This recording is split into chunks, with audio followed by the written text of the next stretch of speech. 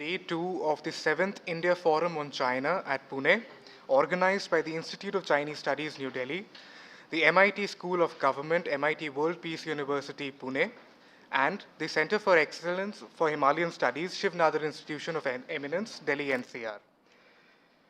Without further ado, I would like to introduce the topic for this session and the speakers. Today's session is titled Indigenous Innovation from Chinese Essence, Western Application to Chinese Essence, Chinese Application.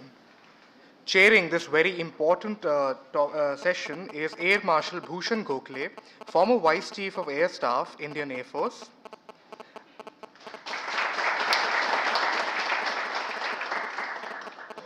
And the speakers, along with their paper titles, are as follows.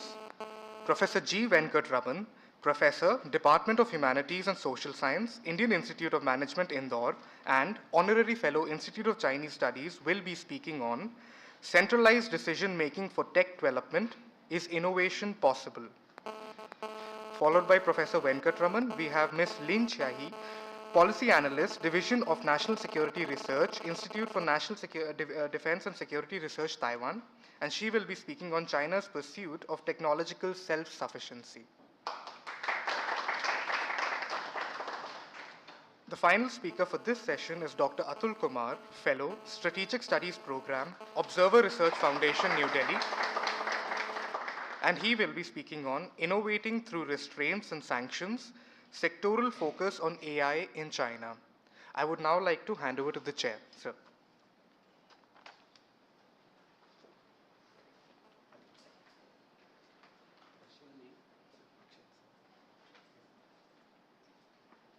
Could we have a round of applause for Akshay?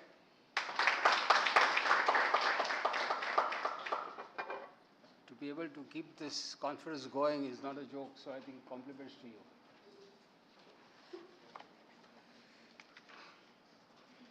Zhao An. Ni hao. Well, that's the only Chinese that I know, and I used it frequently whenever I met some people, both in Taiwan as well as in mainland. But it's been a wonderful experience being there. I think all of you would agree that the world is at the moment in an inflection point. I think every country is going through some issue or the other, externally as well as internally. And as the international relations mentioned, that it's not necessarily that happens only within your country or just at the neighbors, but even at the distance away, things can have a ripple effect on the countries that we are talking about. So I'm just mentioning to Mr. Gallery and to, that what has happened in Syria is very remote, but the Chinese are worried. Reason is, I'm told, that 5,000 troops of Uyghur origin were part of that HTS who liberated Damascus. And that sort of gives them alarm bells as to if there is a possibility of something happening in the northern flank. So these are the kind of things that the countries have to look at. So while the Westphalia very rightly talked about the state and having a sanctity of borders, the culture, and all those, but things have rapidly changed in the last 400 years plus. Colonization, of course, was a major issue. And then, if you all know that before I think yesterday it was mentioned, that before the Industrial Revolution, both India and China together had almost 40% of the world's trade going. Unfortunately, later, it was only used to siphon out things, and so both of us, the Chinese and us, were kind of colonized. China not really entirely colonized, but even then, suffered. And in the bargain that when we got independent in 47 and China got in 49, the Republic, of course, Formosa, and we have the Taiwanese representatives here, which is a symbol of the democracy that is very predominantly talked about everywhere. Of course, democracy also has its own shades. When we talked about Arab Spring, including what is going on in Syria, they talk about Arab Spring, but is it so? So there is this issue of, when we come out technology, let me just mention that all of us have borders. We all know that the states on the maps have borders. But there is something called the frontiers. And those are invisible, they are beyond your borders. And those frontiers are very important. They could be cultural frontiers, political frontiers, military frontiers. I'm from the military, Air Force. So for us, the frontiers are to making sure that nothing comes closer to our borders, so we would much rather have friendly neighbors. And that's a challenge. What's happening in Bangladesh, not very music to us. What goes on in Myanmar, not music to us. Hamantota in Sri Lanka, not music to us. Gwadar, CPEC, not music to us. We talk about CPEC, but we hardly talk about CMEC. The one which goes to Myanmar and further. Actually, that is where the heartland of industrial area of China is. So it's the frontiers which are very important. And to be able to influence these frontiers, it's always been the statecraft which has used the trade. And the trade has always been bettered by better technology. Cheaper products, if you can make it en masse, because that is where economy of the economic strength comes in. And if you can especially export, you can use all that money to once again modify all your products. So the economies of scale keeps on increasing when you keep on doing more and more production and more of exports. And that is one of the reasons why you have denials. What happened during the First and the Second World War when the first tank was used and the first aircraft was used? Thereafter, there was a rapid race for making better and better of these weapons in particular. But then till today, India doesn't have an aero engine of our own. We still don't have engine for our tanks on our own. We don't have, really speaking, engines even for our cars. It's only the Tatas who have started their own engine. And so did Chinese go through this. They didn't have their own engine for a long, long time. It's only in the 10 years ago that when Russians gave them the AL-30, for what we use it for Sukhois. And of course, the Chinese have been very good at making sure that it's not just replicated, but it's improved upon. Anything? So, there is a lot of talk about the Chinese having copied designs. After the Korean War, the MiG 15 was copied as F8. And likewise, there have been so many, including the copies so-called of F-22 and F-30. I'm talking about Air Force in particular. But so there is a nice literature by Air War College where I studied in US. It talks about no superpower can really get to that stature if they are going to keep copying. It was directly trying to attack China that you are copying too many things, stealing some of the secrets. Yes, I mean, everything doesn't happen out of the blue. There are certain issues which take place, but there has been constant applications of what those earlier designs were to better the designs, and I think the recent air show which took place showed what the Chinese prowess is. Chinese have also done a lot on the naval front, and especially when the Indo-Pacific is on focus, you find that whether they lost it to Philippines in the World Court, The Hague, or whether they are being talked about by the whole of Western nations as well as we are part of it who want making sure that sea lines are neutral and they're kept open to all. No 9-dash line and things like that. We would like to have the straits in Taiwan free. And that's one of the reasons why India has joined the Western thinking of making sure that the Chinese can only limit to that much and not more. After all, making artificial islands and making your EEZ bigger and bigger is not something that is music to us. So there are a lot of issues which, especially when it comes to India, China, if you have to restrict ourselves, but also the globally. Today they are masters at electric vehicles, so there are curbs on them.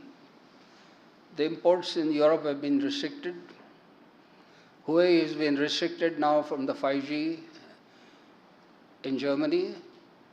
And of course, whether it's TikTok or any of those kind of a thing which could be used for cyber, there is a talk in US to ban them. Basically, the idea is to try and put Chinese into a corner. But when I went to Taiwan, I really must say that the technology is phenomenal. And that innovative approach to be able to do some research on your own.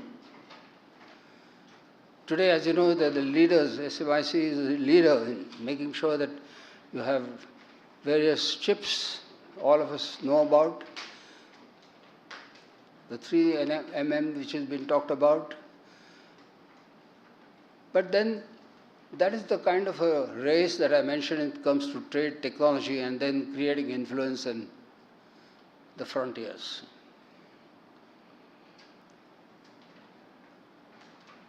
I joined the Indian Air Force basically when it happened in 1962 when we lost the war to China.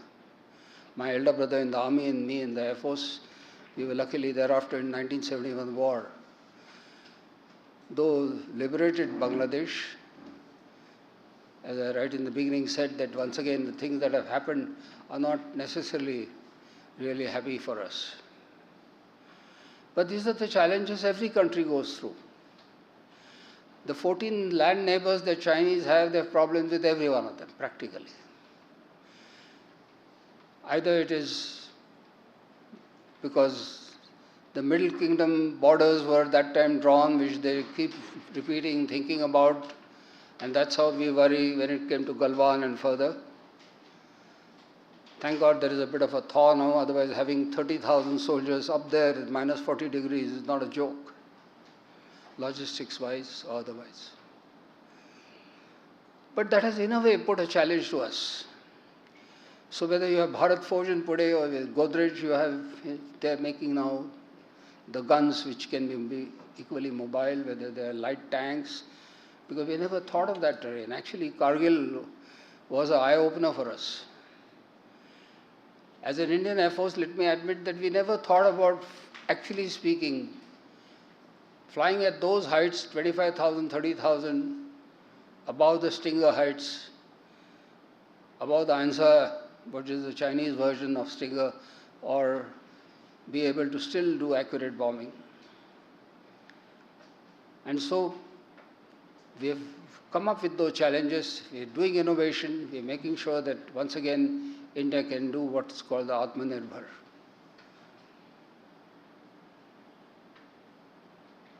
I'll once again say a few things later maybe, but we have a very, very eminent speakers, three of them.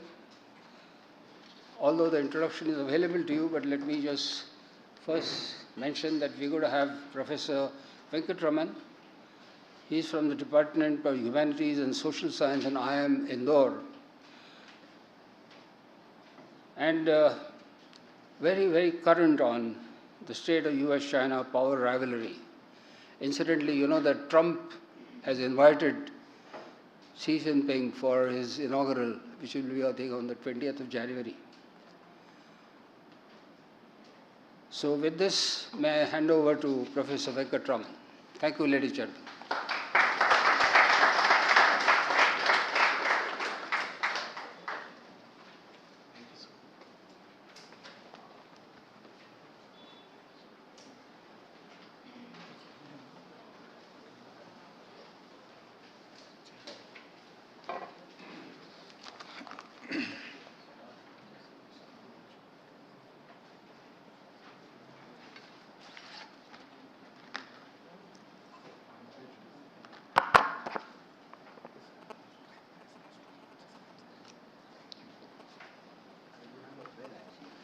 That's okay.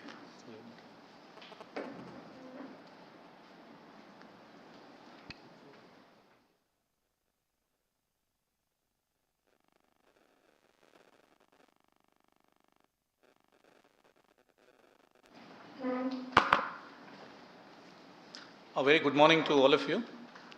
I'm extremely thankful to ICS and MIT for inviting me for the 7th India Forum on China. So as you all know, the topic of my talk is centralization going to have any kind of an impact on China's S&T in the context of innovation. So before I share some of my thoughts on this topic, I'd like to begin with certain kind of a preface, if one can call so. This whole contestation between centralization and decentralization is not something new in the context of China. It is a centuries-old, contestation. Even when, and in the post-1949 China, even when Mao was at the helm of affairs, Mao spoke of, ironically, administrative decentralization. Again, during the post-Mao period, when everyone was talking about economic decentralization, we all know that Deng Xiaoping and his comrades were very, very, non-hesitant in taking very tough calls when it comes to exhibiting their centralized decision-making apparatus. So there are different degrees of decentralization and there are different degrees of centralization. And this is very much an inherent part of the Chinese model of development. The second is, as far as science and technology is concerned, emphasis on science and technology is not something which is very current. Because in 1973, when the party started under Zhou Enlai talking about the 4 great economic modernizations, science and technology was one of the 4 domains which China started focusing on.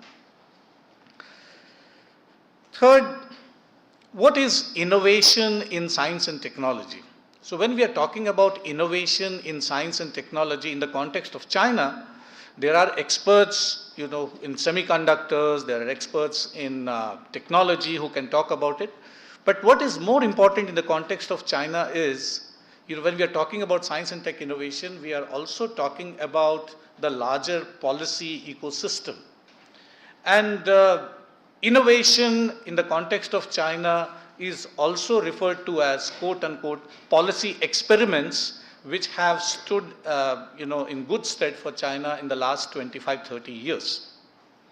So therefore, innovation in China has multiple meanings and not necessarily confined to science and tech. And there have always been tensions, as I said, between centralization and decentralization in the context of China. So therefore, given this kind of a system, you have always had a strong and decisive government.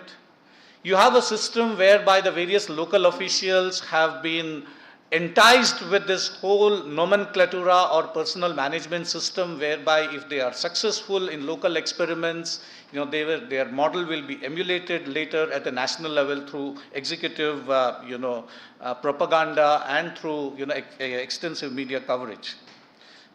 So when we look at centralization and decentralization in the context of China again, we also need to understand that the objectives of the party always change with the changing conditions there, leading to a certain kind of what scholars have called co-evolution of the political and economic system. So in an authoritarian system like that of China, it's always a huge challenge to live up to, party's own image of what party calls that party should always have that kind of a policy which is quote unquote responsible policy. And the moment one is talking about responsible policy, what is responsible policy and what is not responsible policy leads to one of the most contested discussions in domestic Chinese politics, that is economics in command versus politics in command. So therefore, time to time, no matter whether it is economics in command or politics in command, there is always a new set of dynamic which governs the performance of the party, the rules that define performance of the party, and the various credible rules by which everyone plays the game. So sometimes, therefore, the government, the party state can give importance to market reforms as an end in itself, and sometimes the government, the party state can give emphasis to market reforms, to improve the economy, and whereas certain times it can use market reforms as an instrument to, address the common prosperity cause. So therefore, in the context of China, in this whole centralization, decentralization, contestation, there are 5 basic movements. So given that it's an authoritarian system, initially there is lack of information, so the government or the party state from the center initiates a certain number of policy measures. And when the certain policy measures are introduced, the other constituencies start responding to. And when they start responding to, they also, they are not only receivers or recipients of information, but they are also constituencies who relay information over a period of time. So this leads to certain kind of a policy movement, and this kind of a policy movement then leads to the government or the party state again responding to what is it that the market wants, what is it that the market is looking for. Now this leads to a certain kind of emergence of a new kind of equilibrium between the political and economic subsystems, and over a period of time gradually there are lots of tensions that come in. So therefore, when this kind of tensions come in, the government then again has to come back with politics in command, and it has to adapt itself to the new ecosystem, and so therefore it comes up with new kind of substitution strategy. So therefore, this kind of a dynamic keeps on happening, and that is where we need to understand this whole centralization, decentralization in the context of science and tech as well. Now coming to innovation, science and technology, it was only in 2006 that in China the first time you had the National Medium and Long-Term Science and Technology Plan, and for the first time a policy was made which China called it China's Innovation Strategy. It was also the first time when the former president of China, Hu Jintao, spoke about building an innovative country by endogenous innovation with Chinese characteristics.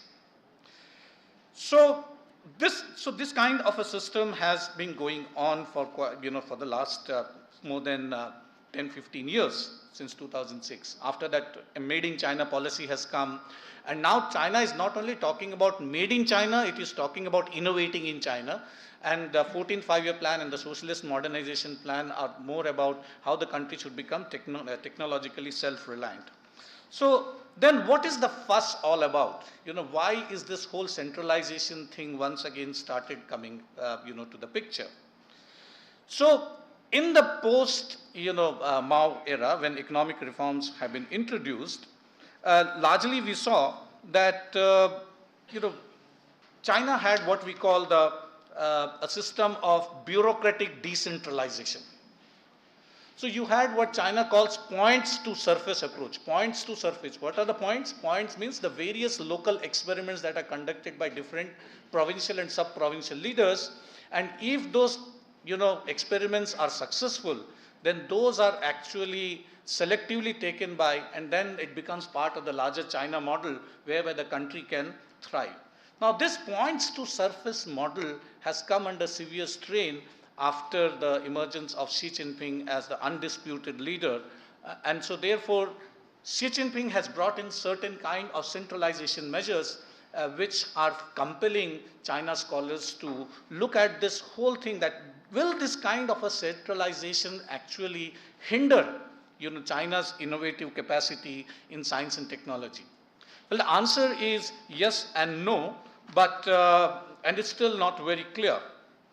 But what is it that, let me very briefly highlight some of the key measures that has made Xi Jinping, this kind of a leader who is very, very much pro-centralization.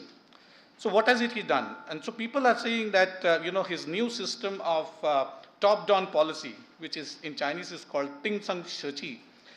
This top-level design is something which is, has been very much integral to his decision-making. As a result of this, there is a lot of friction between top-level design and what China has been following till now, which is called crossing the river by feeling the stones. That is nothing but the trial and error method. So a new committee has been, leadership group has been formed in the Chinese Communist Party itself, which is headed by none other than the president. And 4 out of 7 Politburo Standing Committee members are, part of this core group. So given this kind of centralizing tendencies, what kind of an impact it is going to have? Is it going to motivate or demotivate local level leaders, or it is going to demotivate, and what impact it will have on local players? One thing under Xi Jinping, because of the China dream and overcoming century of humiliation and what has been followed by disruption of global tech value chains, people are also talking about China in terms of what is known as the entrepreneurial state, which is different from the developmental state. Now, this entrepreneurial state is something which takes a leadership growth in technology innovation through policies and programs of large investment and associated risk towards achieving tech innovation-driven project. So this calls for formulating a vision of a new era, engaging in early stage R&D, which the private sector is unable to. So therefore, given this, how do we look at, the responses from the local leaders? As I said, it's a mixed bag out there.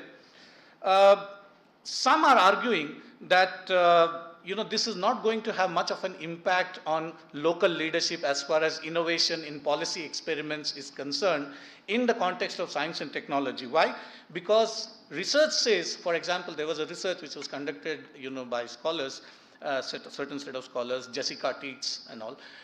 They said that in the Zhejiang province, more than 70% of the cadres, local leaders who have been interviewed, they say that in the initial stages of the career itself, they know how far they are going to rise up in the system. So therefore, they are called, quote unquote, the ceilinged officials. So these ceilinged officials, given whatever little opportunities they have, they are very keen to exploit professional networks, and and certain personalities are innovation personalities, they call it. So therefore, individual personalities, this kind of a system basically, it is believed it's not going to impact much as far as the China's policy experimentation is concerned. But there are also some, I'll just take 1 minute. There are also some who basically believe that, no, that's not true. We are definitely going to have more and more innovation as we are going ahead. But this centralized decision making is something which, people are apprehensive. Why? Because under Xi's China, it is being said that it is more important to, what is that called? They call it talking about politics has become more important than delivering performance. So the focus is on what they call in Chinese Chiang Chengzhi, which means talk about politics rather than Chiang Chengqi, that is performance. So the focus today is all about how to promote under Xi, quote unquote, socialism with Chinese characteristics and promote the so-called four consciousness. So the focus is today on political loyalty, loyalty to the party, upholding the core leadership of Xi Jinping, and how does the various provinces align with the center. So given this, will innovation be inhibited in science and technology? Now, given the ingenuity of the party, irrespective of various rounds of centralization and decentralization, to give credit, largely they have been successful. Will this time they will be successful and then again prove all of us wrong? That is something which we need to wait and see. So I'll conclude here. Thanks.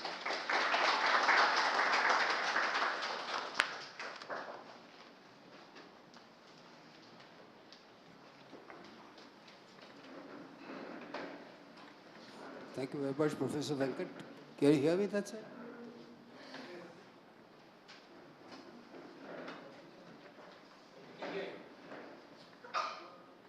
Hello, can you hear me? Yes. Thank you very much, Professor Venkat.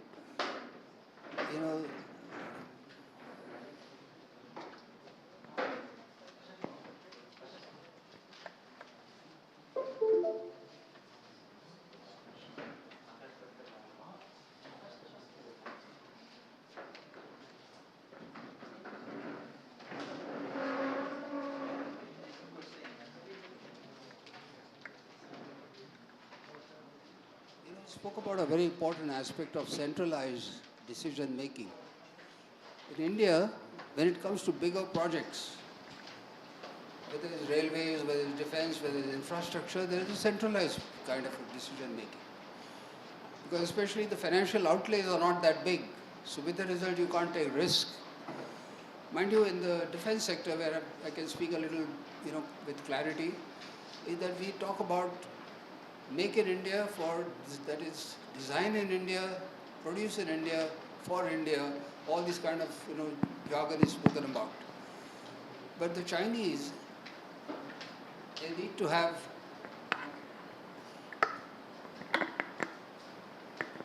in order to catch up, as they've been always talking about, they've made sure that the centralized decision making before Xi Jinping was much liberal.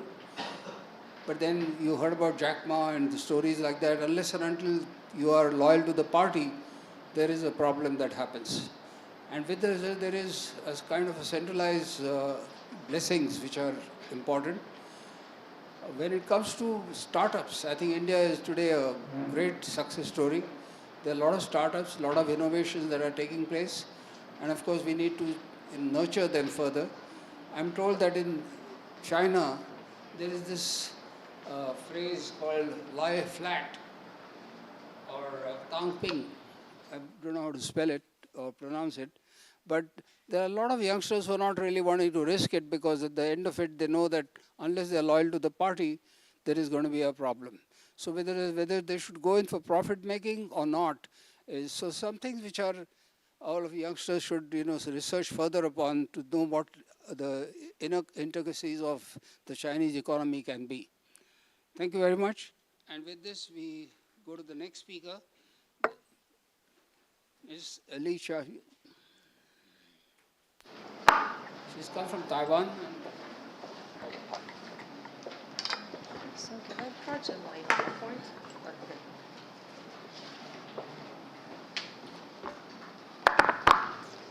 Good morning, ladies and gentlemen. It's a great honor to me to be invited to the India Forum on China.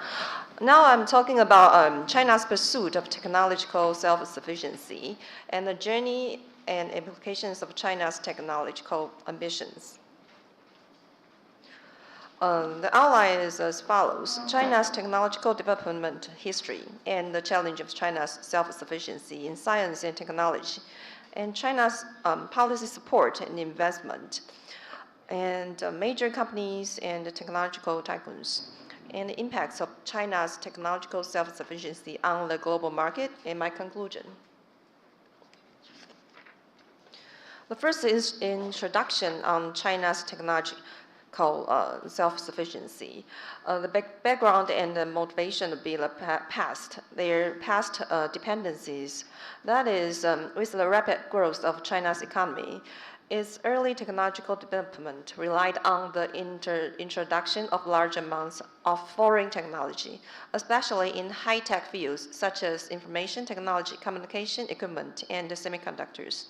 Many core technologies have long relied on foreign suppliers. And the change in the international environment is the China and U.S. trade war and technological conflict. We all know that in recent years, especially China and U.S., they have the trade war since 2019. China has felt less of pressure of external technological blockades and sanctions, which has become one of the main driving forces for China to accelerate its pursuit of technology self-sufficiency. And the U.S. sanctions against China companies have promoted the Chinese government to place technological independence as a strategic priority. And China's external risks. China's technology supply chain vulnerability in the context of globalization, especially its reliance on key technologies such as semiconductor chips, makes China particularly vulnerable when facing external sanctions. This has intensified China's determination to promote self-sufficiency on its technology. And China pursues the goal of technological self-sufficiency. I can just put it into 3 points. The first one is to reduce dependence on external technology. Second is to enhance international competitiveness. The third one is innovation-driven development. Yeah, how about reduce the dependence on external technology? China hopes to be able to independently develop and produce key technologies and products to avoid being affected by international political and economic sanctions or trade frictions. And by achieving self-sufficiency in science and technology, China hopes to occupy a place in global science and technology competition, thereby enhancing the country's strategic status and the international voice. And China's science and technology self-sufficiency strategy not only reduces external dependency, but also promotes its transformation of its economic structure through independent innovation and achieves breakthroughs in high-tech fields. In China's technological development history can be break into 3 points. The first one is early stage of reform and opening up, in introduction of foreign technology and the rapid development of its manufacturing industry. And in the 21st century, the technology and independent innovation is going on hand in hand.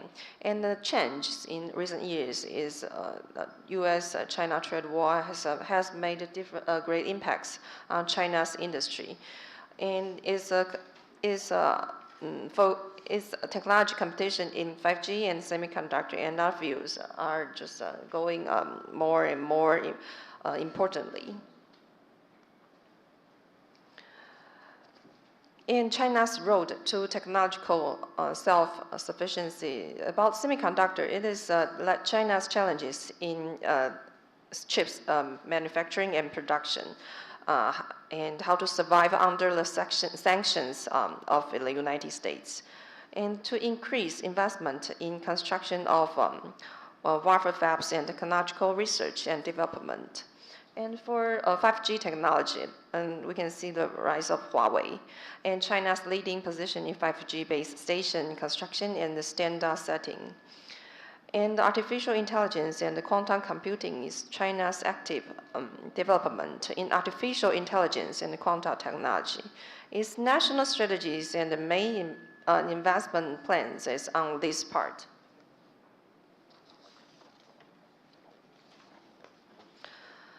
And about the technological bottleneck, we can see the dependence on high-end chips and precise mechanical equipment is the bottleneck of China's improve in making chips, advanced chips, cutting-edge chips.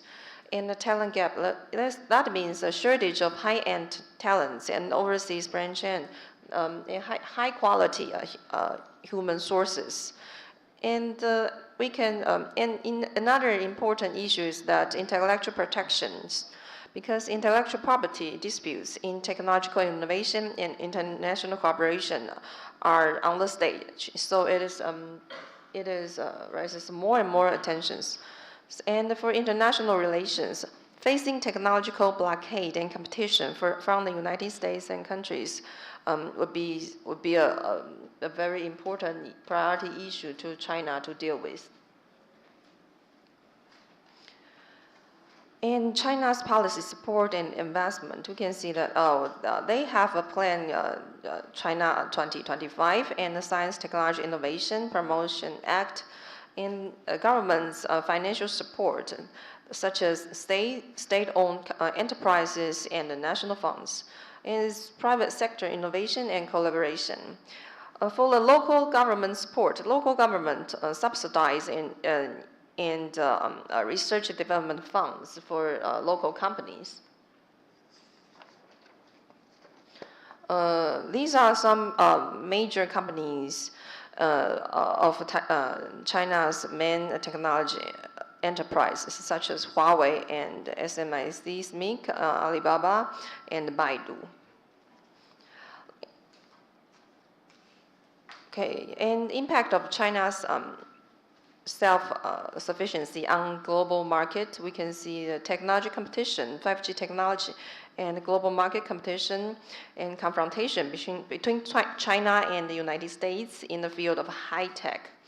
And the changes in global supply chains, how China's sufficiency affects the global semiconductor industry, because the supply chain is, has formed a red supply chain that is China and and partner countries to help to form the upstream, middle stream, downstream industry supply chain line. And the international cooperation and conflict is that how to balance the need for self-sufficiency and international cooperation, because it has to concern about high cost or how to balance the cost and interest from making the same product in different situations.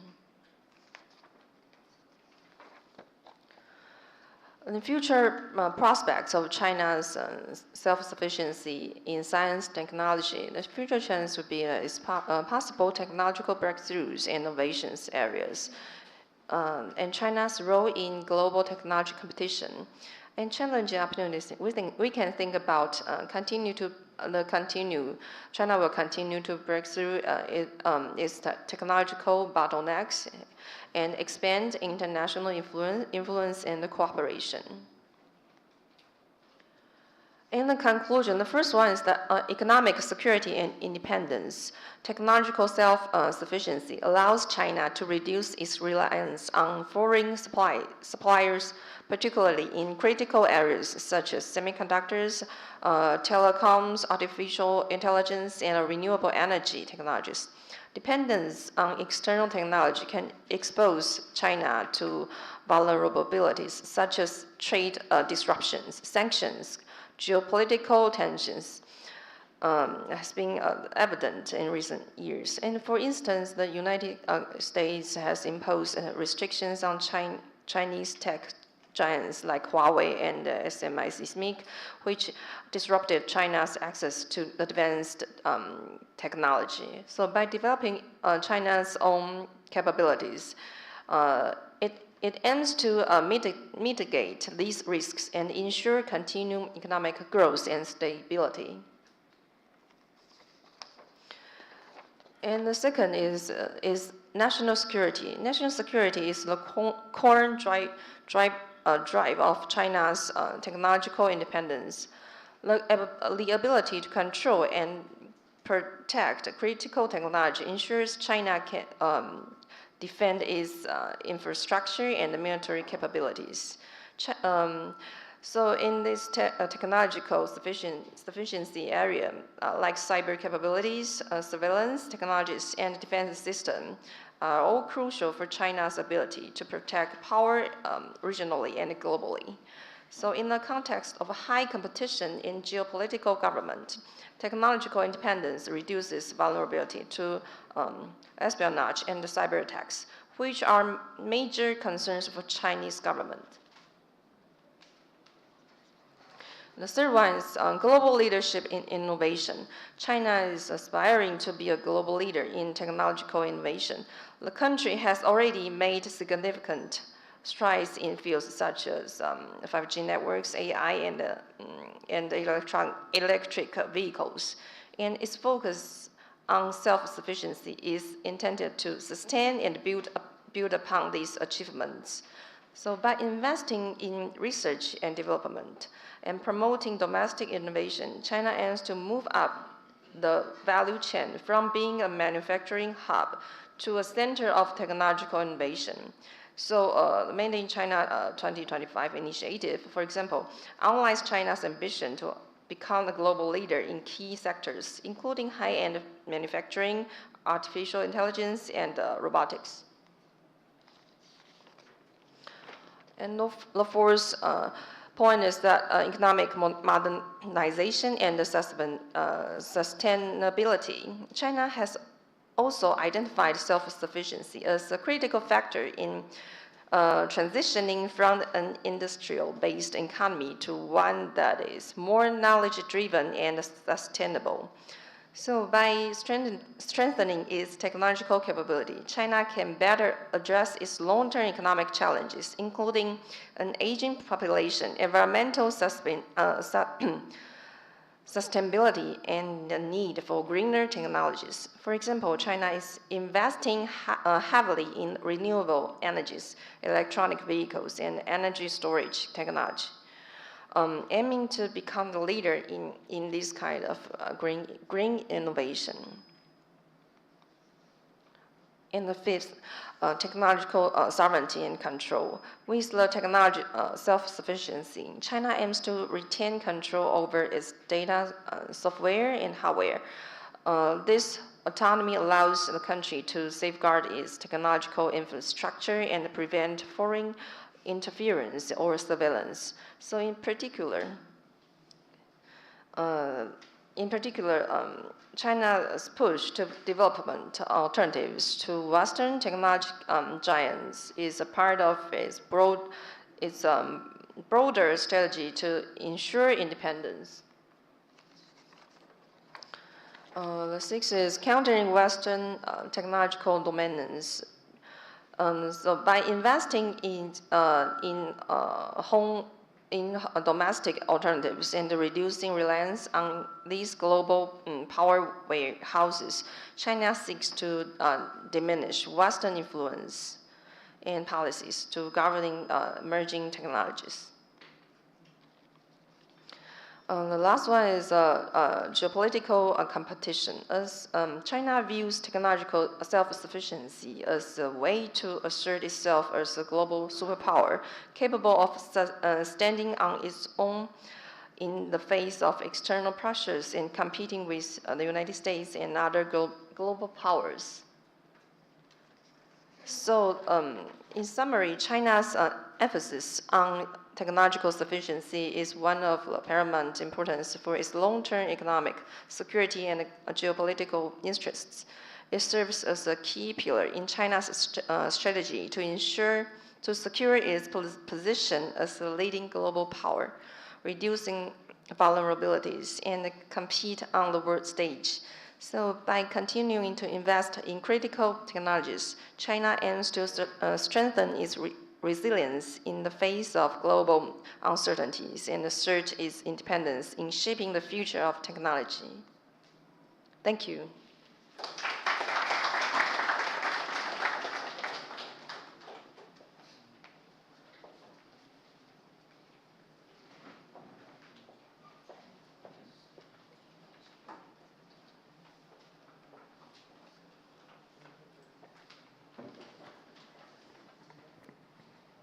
you, ma'am. Thank you very much. You know, there are a lot of takeaways, but I thought I'll just highlight on 2 points. Wherever I've spoken to professors in USA, Australia, or any of the Western countries, they talk about Chinese students being so very dedicated, extremely dedicated, and they look at the high end of research very, very seriously.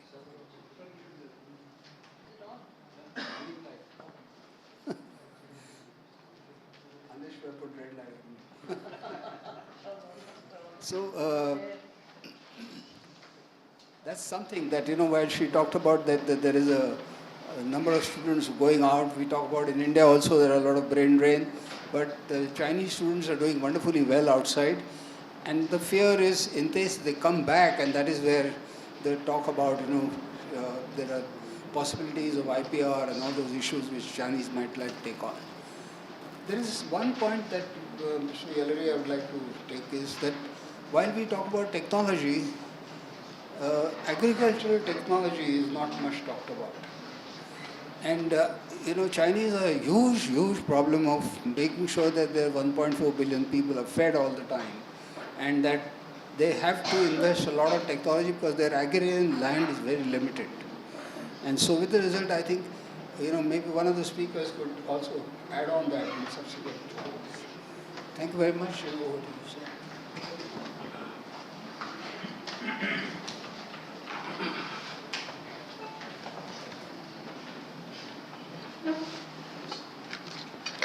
Good morning, everyone. My topic is basically, I'm going to look at the AI, artificial intelligence landscape in China, the way it has evolved over the years. So, although the focus has always been since 2000 onwards on science and technology innovation, and in 2015, China came up with the foundational strategy Made in China 2025, which talks about AI and all.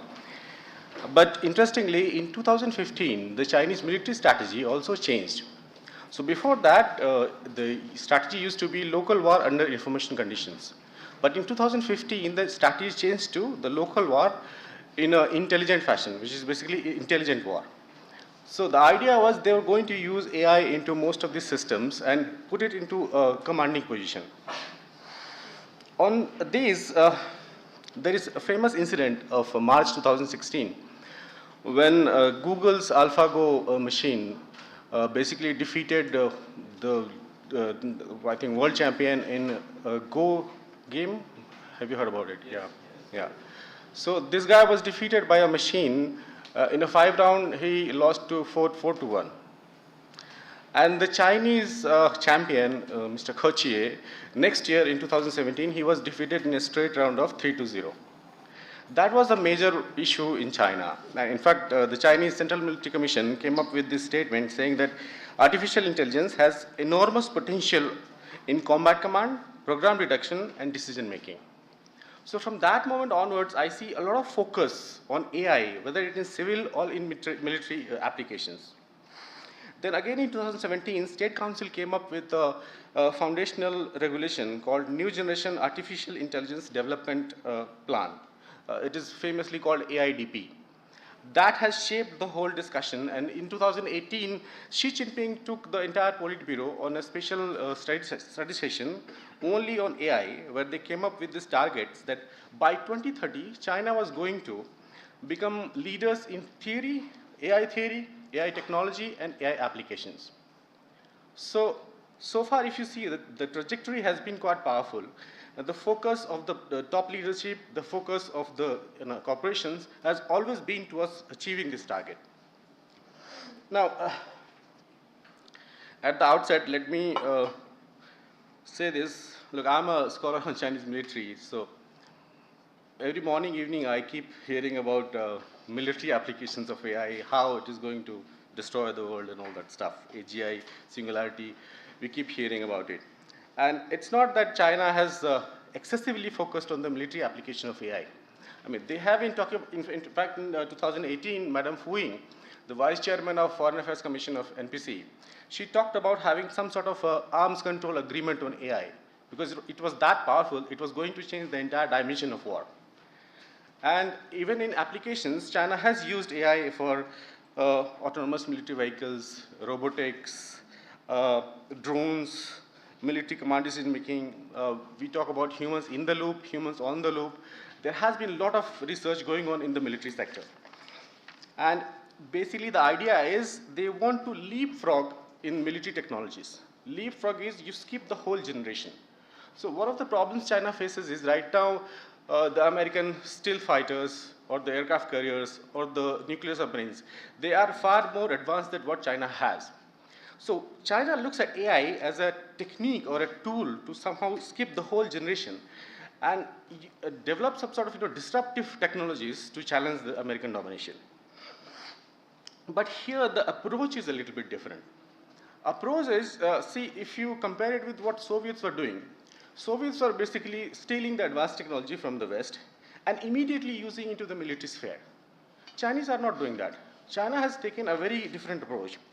What China is doing, China is inviting all the foreign technology into its domestic commercial sector and using entire venture capital, a lot of investments to develop the whole commercial industry with the idea that once the commercial industry in AI picks up, it will automatically gradually enhance the military sector. So the military sector is not the first focus. The commercial sector is far more focused. And secondly, it's not being done through the government sector. Government is definitely marshalling all the resources. There are funds. It's providing land and good regulatory environment. But the AI research in China is done by private sector.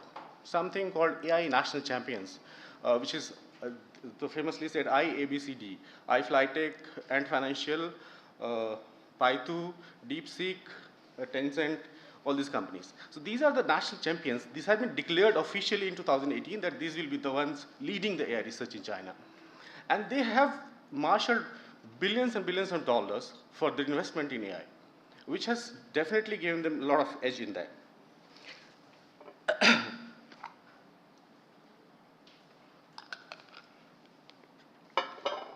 Then,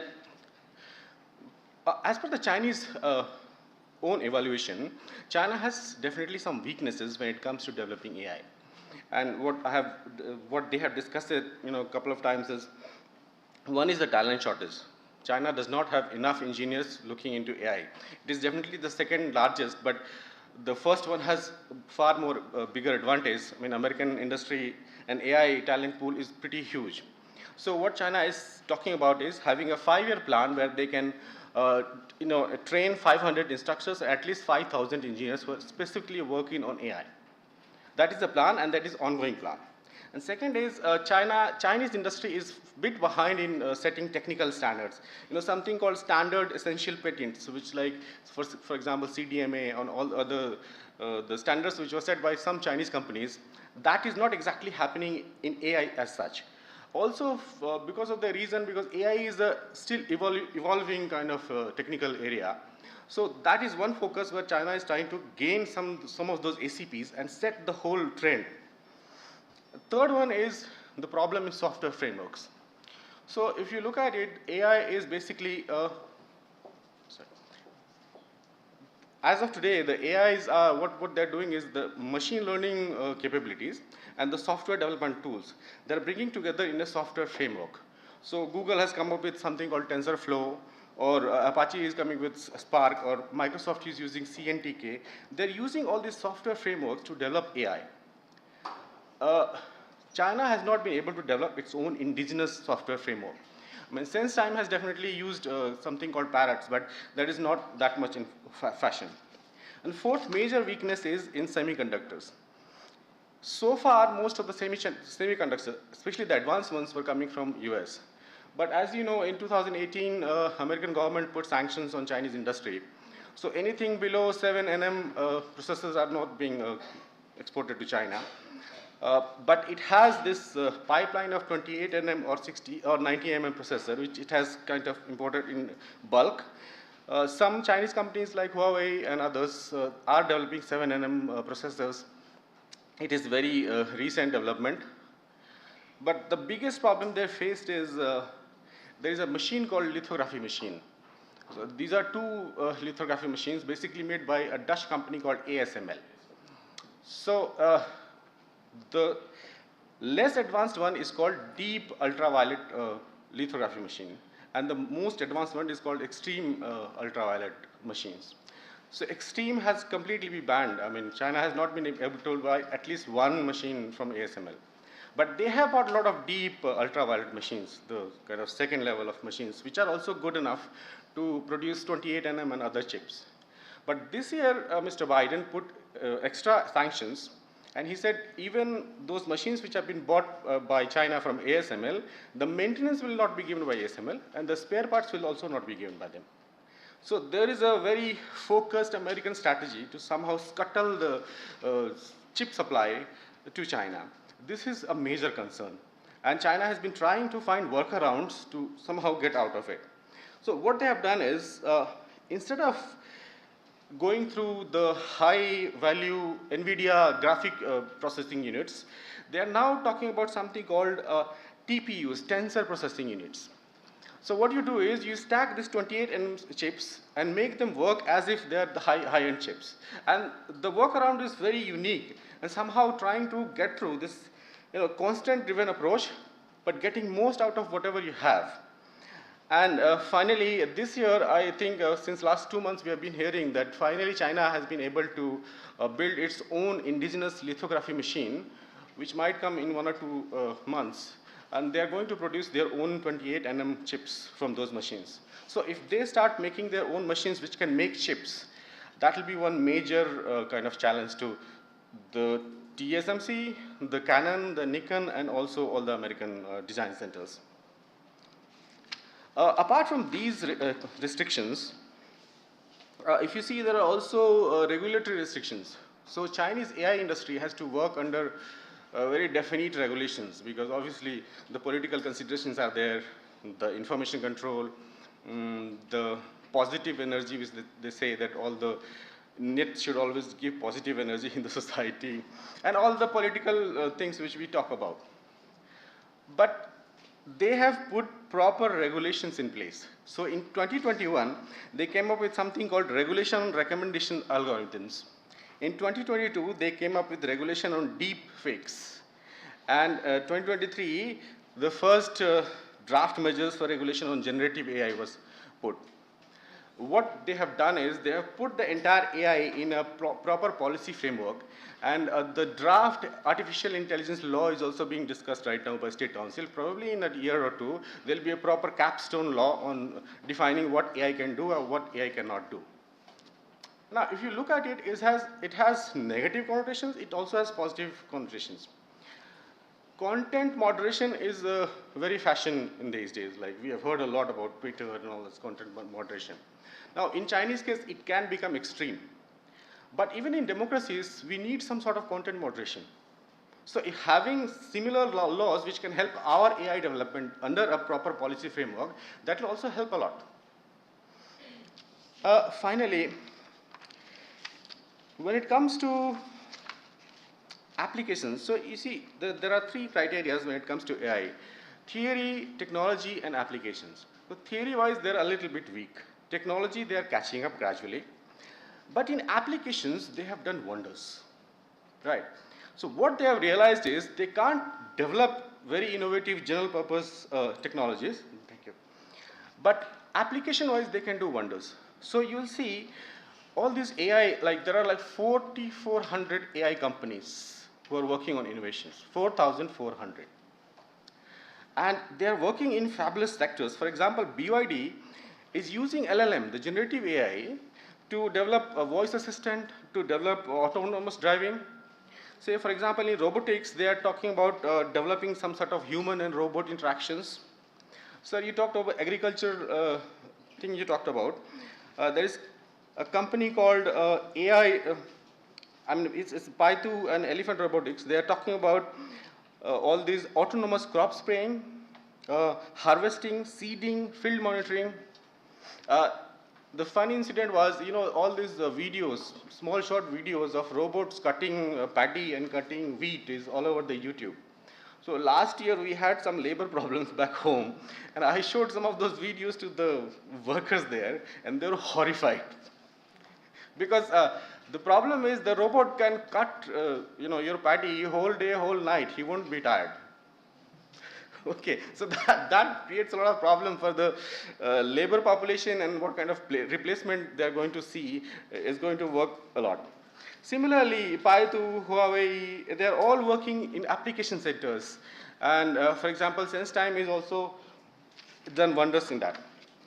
So at the end, if I look at Chinese AI, both civilian sectors and military sectors, there are definitely negative implications, and we hear about it all the time. But for us, and especially for the global south, the way they have developed the whole industry and the kind of applications they have used in their practical life, practical, cost-effective, and constant-driven AI, that is big example for us. We can, choose to just be jealous and sit side, or we can learn from them. I'll stop here.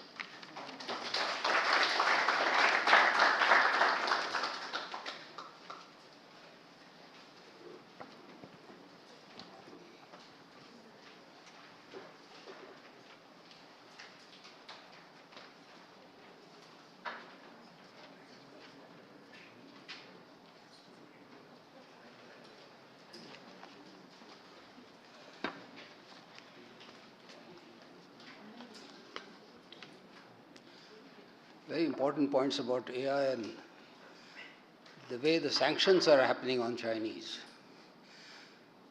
But I've sometimes wondered whether the sanctions really help, because it actually leads to a lot of innovation. It's happened to India. When in 1974 we had sanctions, and I think we came out brightly both in the space sector and the atomic sector.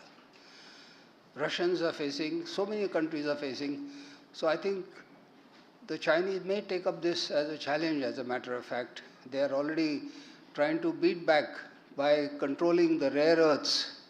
And as you know, today rare earths are extremely important, and the Americans are having a hard time trying to, how to get to some of these countries where they've got a long-term contract to ensure that no mining takes place.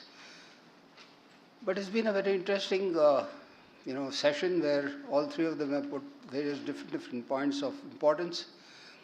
I'd like to not necessarily sum up, but just say a few extra points, is that I mentioned to you about the borders and the frontiers. The Chinese are very good at the new frontiers, the space, the cyber.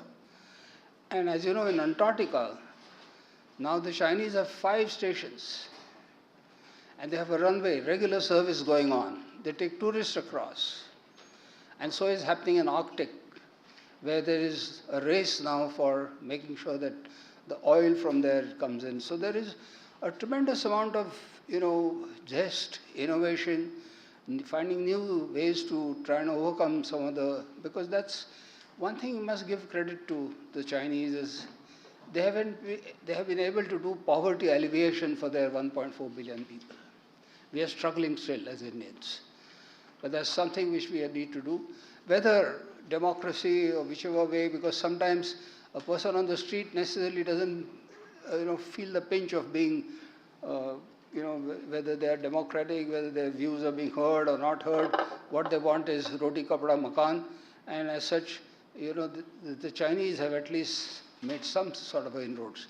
Of course, the next level is now where the aspirations increase, and that is the issue which Chinese will have to face very shortly. And that shortly is happening soon, because they have got targets for GDP slipping. They have Make America Great Again, so there is a lot of movement happening where your factories are going to shift out, maybe some of them. And, there are human rights issues where using the Uyghur or the children. So there is challenges they have to keep on facing every now and then. And I mentioned about the agriculture. There is another huge problem, especially when they had this Three Gorges Dam and a lot of flooding took place. The main agriculture in the land that was submerged, and they have to make sure that a lot of import is taking place from various countries, including in South America and places like that.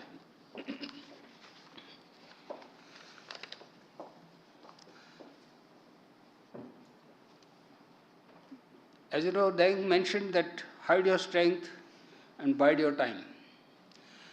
And I remember 2003, 2004, that was not the time of Xi Jinping, but it was Hu Jintao, where we had a lot of Chinese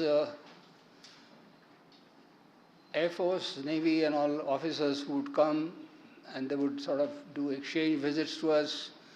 They would try and learn. They'll say, we are way far behind. Actually, maybe we didn't see through it, maybe language barrier or whatever it is. But mind you, they went all over the world and took the best practices. So there is a lot that Chinese have done in terms of understanding where the world is moving, and they can get the best of it. So, you can never, that very famous sentence of biding your time is very important. I said that when I went to Taiwan last year, I think in one of the seminars, is that thank God the belligerence of Xi Jinping is happening now in the last couple of years.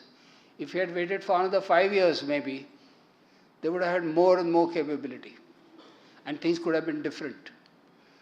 So now today, everybody is worried, everybody is collaborating, cooperating, but luckily there is a thaw between the Sino-Indian issue. Hopefully it lasts long, because I think for 1/3 of the world's population, almost 3 billion people who are in these two countries, and a huge market, huge potential to do good for the whole world, I think that's very important. So I think whether the C stands for combat and conflict, or whether it stands for collaboration and cooperation, we'll have to see. I am an eternal optimist, and I always quote George Bernard Shaw at the end, that it's an optimist who designed an aircraft and pessimist a parachute. Thank you.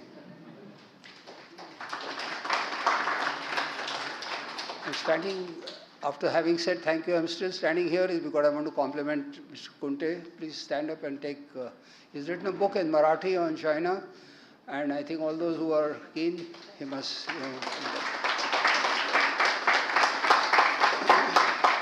thank you to all of you, and I'm sorry? So what is the time? Is that okay? Because this session was till... 10 minutes? No, we have 15 minutes. So we have 15 minutes. We have? Okay. So we have 15 minutes of time for Q&A. Please go ahead, raise your, and keep your question short and point it to a particular person. Sorry? Yeah, I'll do that. Thank you.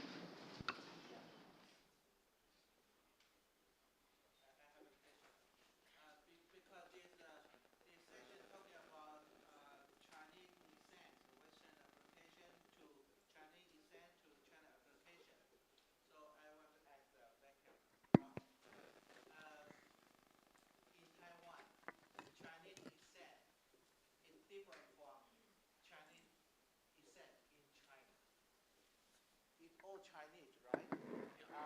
This concept come from the end of the Qing dynasty.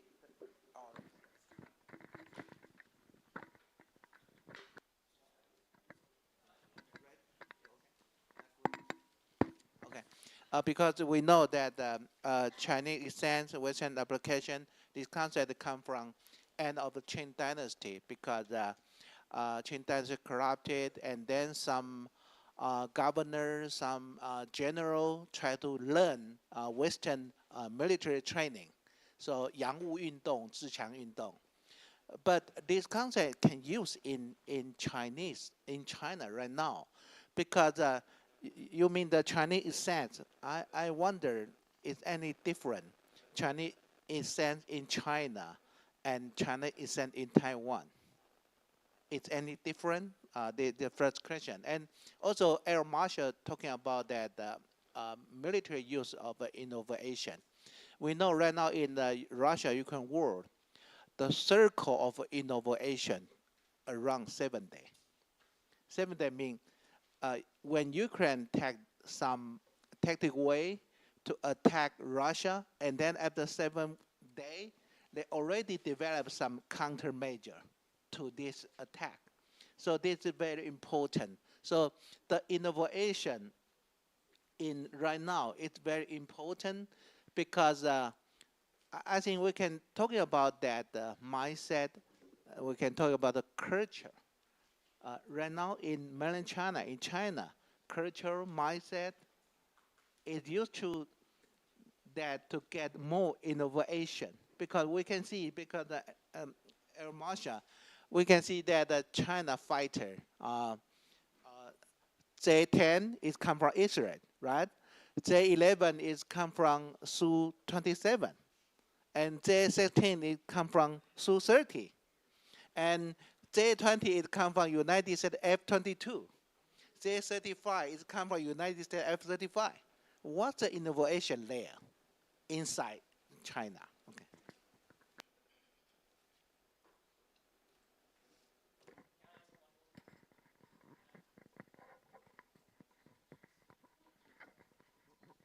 Sorry, since we're running out of time, I thought. My question to Dr. Lin. Um,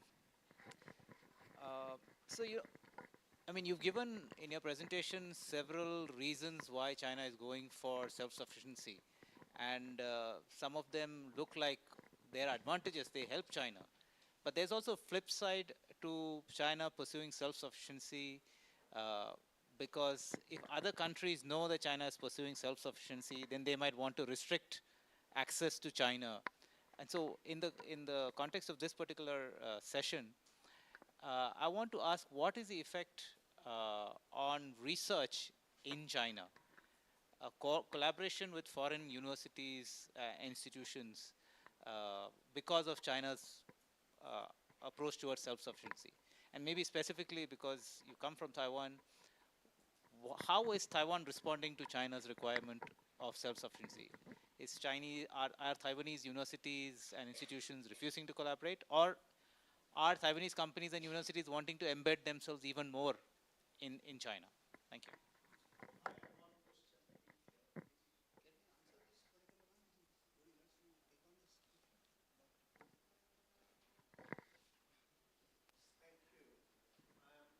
Kumar Giri from the Madras Institute of Development Studies. Professor Venkatraman, so you also pointed to the wider context in terms of, say, move from decentralization to centralization. But this move may not be unilateral, though at the higher level it seems uncontested. But in terms of the long pedigree of the earlier model from point to surface, so what are the kind of varieties of dynamics at work in this vast country?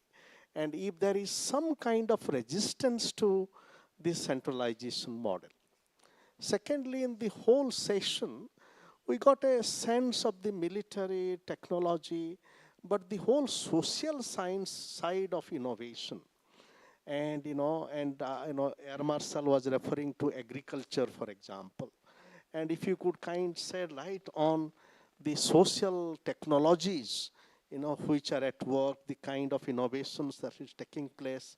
And Dr. Atul Kumar, you're referring to the robotic and the human, what is the kind of intermixture that is happening, and also the ethical dimension. You refer to the regulatory framework, but in that regulatory framework, what kind of ethical concerns, if any, are being articulated?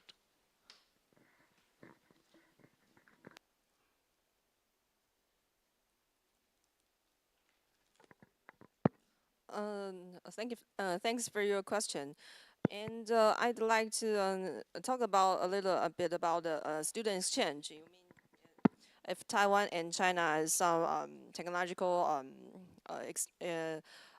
relations or these kind of things? Actually, in the academic and university level, we are still open for the cross-strait exchange for students. So students from China are welcomed to Taiwan to be to stay for a short stay to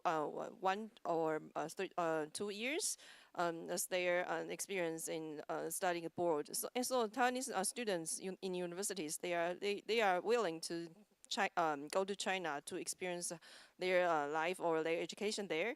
But if in the technology or semiconductor industry, Taiwanese government takes these kind of things as a national security. So we will obey the rules made by the United States. We will take a very limited and restrictions on this kind of cutting edge chips to export to other countries. So we will make many rules about the export and the very critical products. Thank you.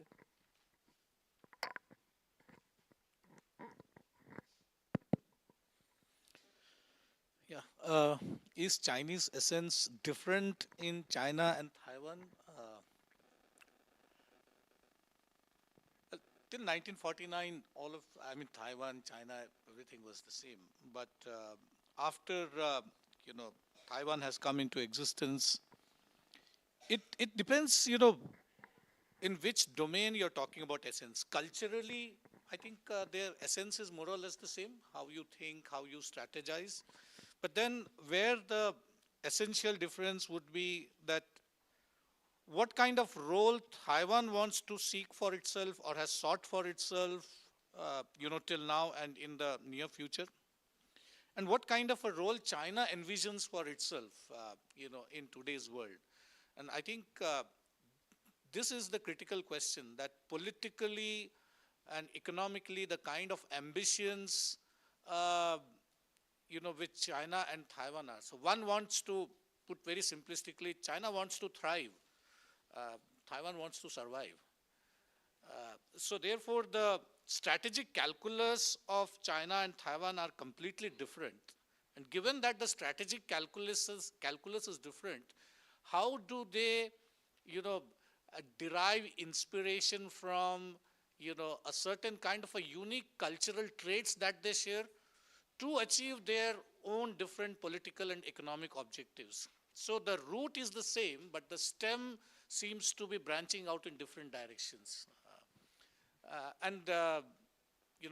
I have never been to Taiwan till now. And I haven't interacted also, frankly speaking, much with Taiwanese, colleagues. So I can speak a bit more about China because I stayed there for more than 7-8 years, but a difficult one for me. So right now I can only think of that. Coming back to Sir's question on dynamics and of centralization, decentralization, and all that.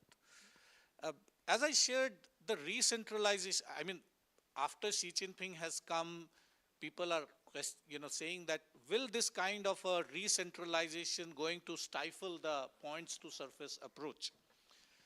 And the current scholarship, is still not very clear about what is, going to be its impact. It's a bit early. But some of the things that, so for example, I mentioned about how there are a certain set of quote unquote ceilinged, native officials. Ceiling means the ceiling. So right at the early part of your career, more than 70% of the cadres in a study in Churchiang, they know that where they are going to end up. So therefore, given that in the party's personnel system, they don't have a long-term future. So therefore, their propensity to respond to local requirements, their ability to take risks is far higher. On the other hand, so therefore these set of officials, they are able to get inspiration from, collaborative networks. So if some of them happen to be not very well politically connected, but they have what is called innovation personalities, then they are in a position to a certain extent, take risk.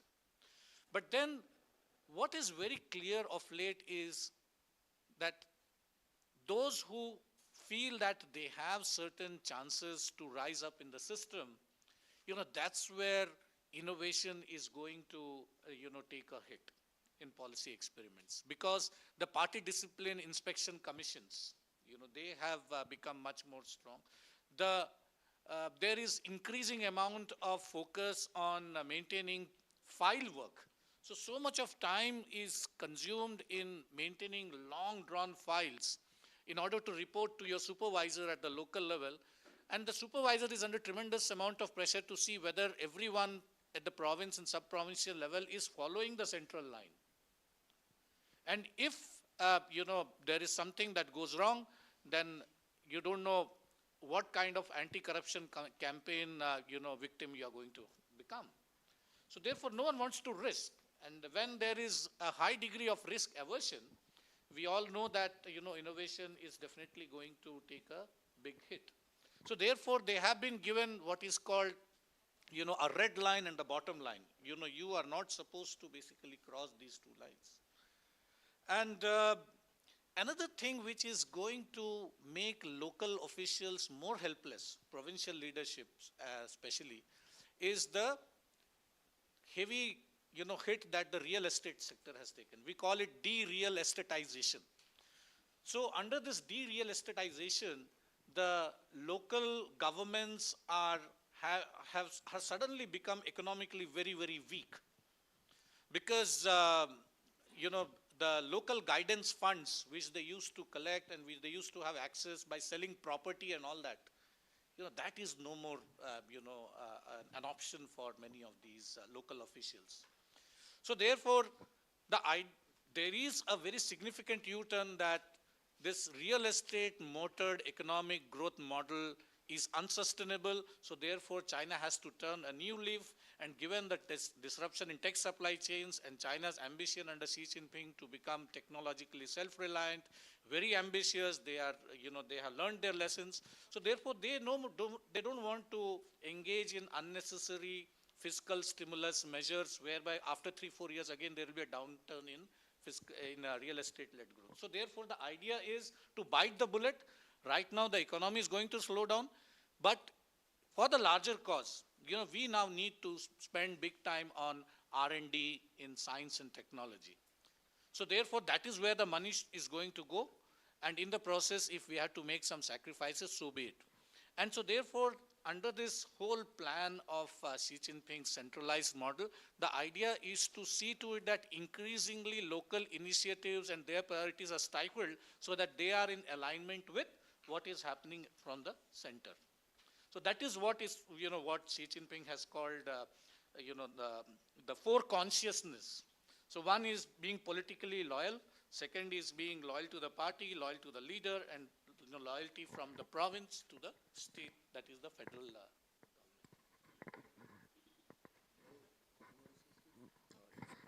Two small issues, basically.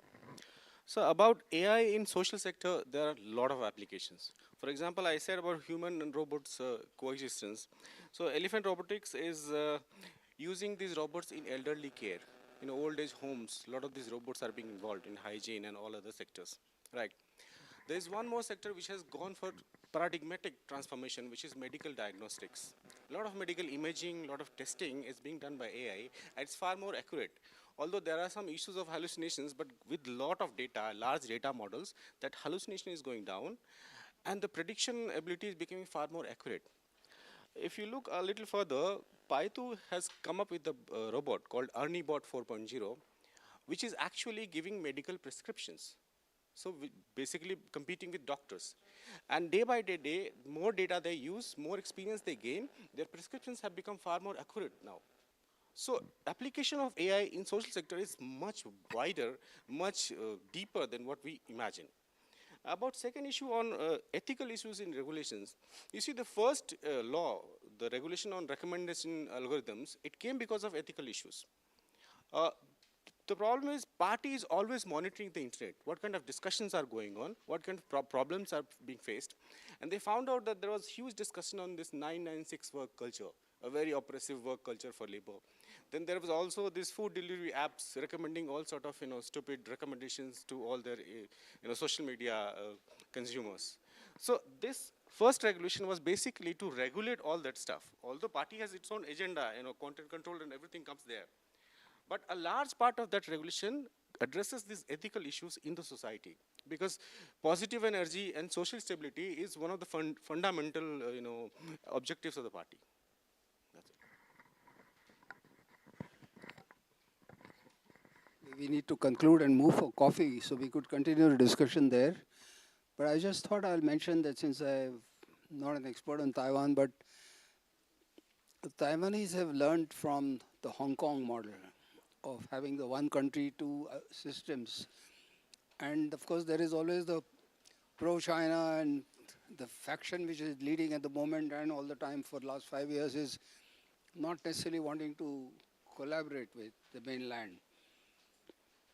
And I think that is one thing which is also telltale signs that whether Chinese would move towards, though they have had a very bad experience of Tiananmen, we all talk about, whether they would like to move towards the full-scale democracy or not.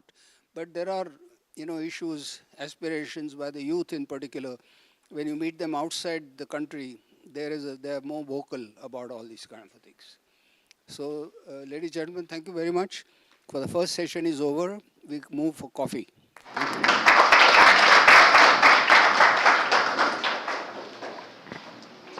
Thank you so much, sir. Before we move for coffee, I would like to request Professor Alkacharya, Honorary Director, Institute of Chinese Studies, to please felicitate the chair and the speakers.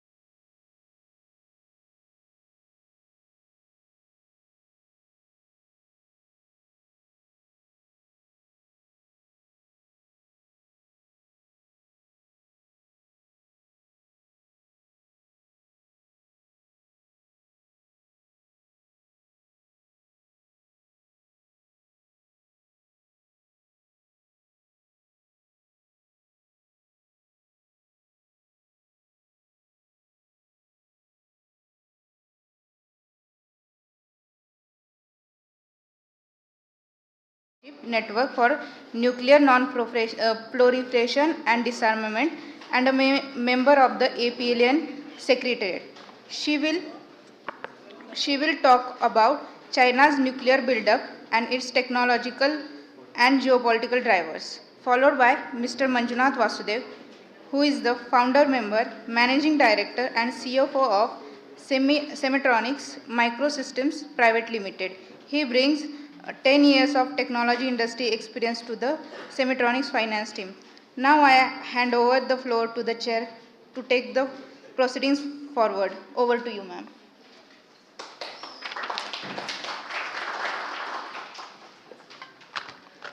Good afternoon. We are running a bit behind schedule, so very brief kind of opening comment. Not so much really in terms of about the speakers, you've already got that, or about what they are about to say. Just a couple of things which occurred to me as the first session was going on. Clearly, Atul's talking about robotic labors in the field. This very morning I was just browsing the news, and I saw this, that officers in China now test ball-shaped robots as in policing. So in civil domestic issues, now they are planning to use these ball-shaped robots, and these will essentially, they have been tested in quelling street violence. And as they are trying to address the street violence, the messages go to get human beings on the scene as soon as possible. So, well, partly what Venkat was saying, that, you know, they are actually innovating and first pushing these test balloons and trial balloons in the domestic and commercial kind of sector. But this is, of course, a new ball game entirely. And the other interesting news item that I read yesterday, which has implications for this larger objectives of this seminar, which is that why are top scientists leaving the West for China? And the drain is particularly remarkable insofar as the US is concerned. And we heard last year this very world-renowned mathematician, Yao Xingtung, who has relocated from Harvard, and he is building up in Tsinghua, and he is building up this cell over there, bringing the best mathematicians from around the world and creating this unit here. So here we have, therefore, a very interesting trend. The introduction of high-tech, and in China, state-dominated, state-controlled, state-pushed, and this ability of China to provide this platform to its own scientists and technicians, who for a variety of reasons are finding it convenient to shift and relocate. And I'm going to now put one question which had emerged, and this is now, we are in 2025 almost, but this had come up in 2019, shortly after the first term of Xi Jinping announcing this great push to develop high-tech, announcing that China saw capabilities in high-tech as the next frontier. Air Marshal Gokhale was talking about space as the final frontier, but I think science and technology is really the frontier which will determine supremacy in the final frontier. So I think this was an entire issue of Nature, very well-known, renowned magazine, which had this title. The whole issue was devoted to how China could dominate science, and this came out in 2019. And the subtitle was, "Should the World Worry?" The compilation in this was a very interesting mix of both those who were worried and those who actually argued for science and tech being a domain which could not really just be in China's control, and that China was as open to becoming part of this new stage of technological evolution that the world was moving into. we've heard of about how different revolutions, industrial revolutions, scientific, technological revolutions, have changed the world. So really what we are trying to do is look at how China is moving into this field and whether China would be a different kind of a power in the way in which it harnesses science and technology. Would it actually transform the way in which West and East, North and South collaborate, compete in this very, very vital domain that will unfold in the 21st century? So I stop there and I invite Dr. Tanvi, you will be the first speaker to make her presentation. You have, thank you. You have 10 minutes at the end of which you will be hear this and then 2 minutes to sum up. Thank you. You want to come here or you there? You want to come? Yeah.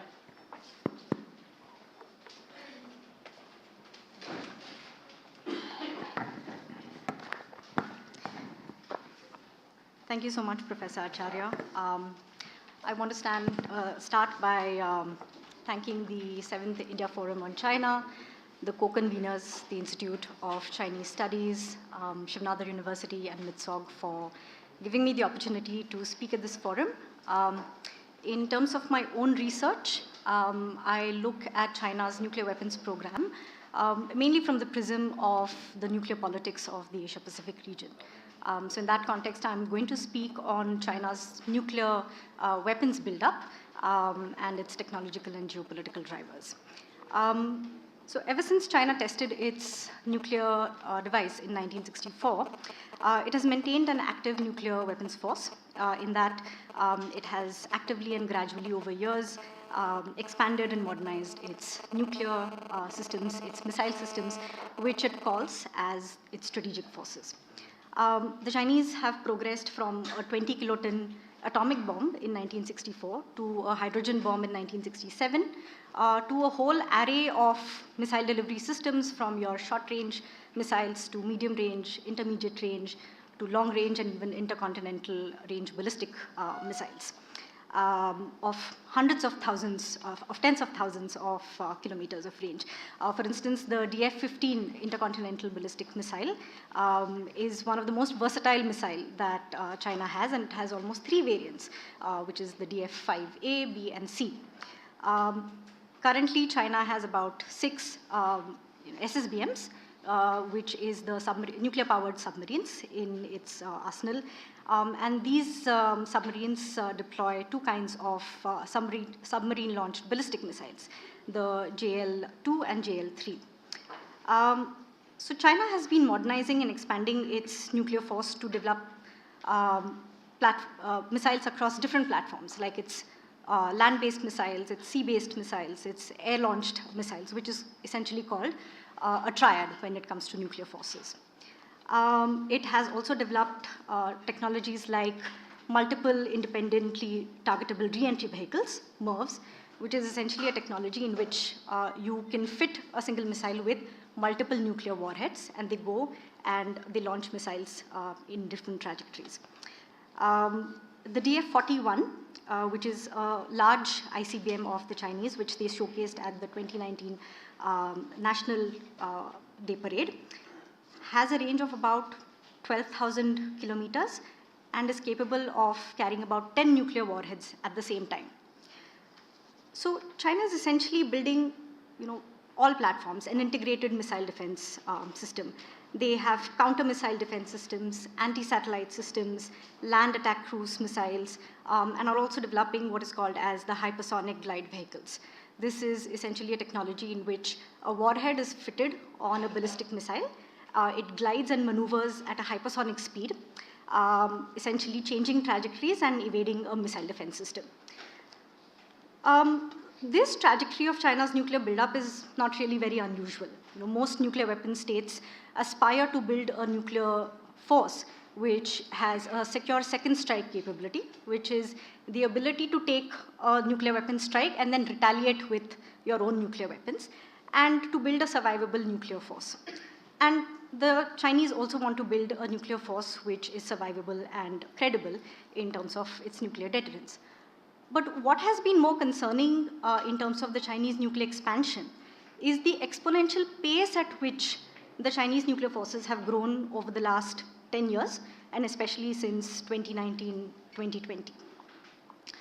Until 2019-2020, the estimates for China's nuclear weapons stockpile was at about 220 nuclear warheads in their stockpiles, which was more or less stagnant for many years.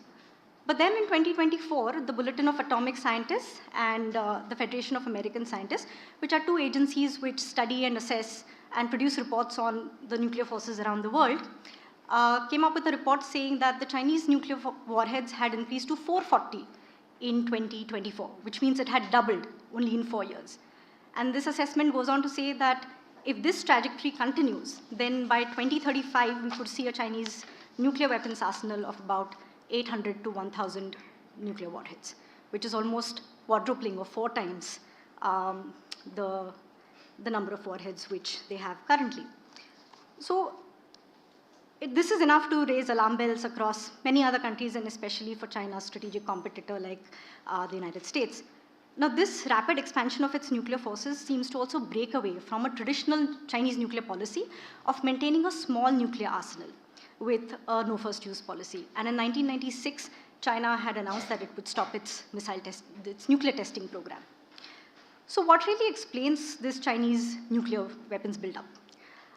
A lot of the analysis that comes out from the Western and especially the English language literature, more so from the US defense and military thinking, seems to assess that China's nuclear expansion has a very definite military objective to it. They seem to assess that China is abandoning its traditional policy of maintaining a small arsenal and unilaterally developing offensive capabilities to use nuclear weapons, and especially threaten the use of nuclear weapons against adversaries in conflicts where their core national security interests are concerned, for instance, Taiwan. Some also assess that the Chinese are also trying to counter and challenge the US technological developments and advancements.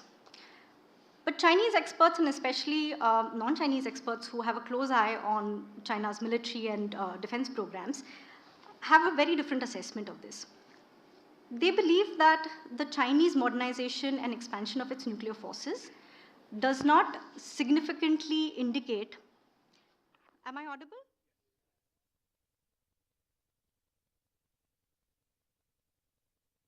Its intentions or even its behavior with regard to nuclear weapons. The Chinese nuclear expansion and modernization is certainly rooted in the intensifying geopolitical competition with the United States. But what China really wants to do is to get a geopolitical leverage against what it considers as or perceives as threats from the United States.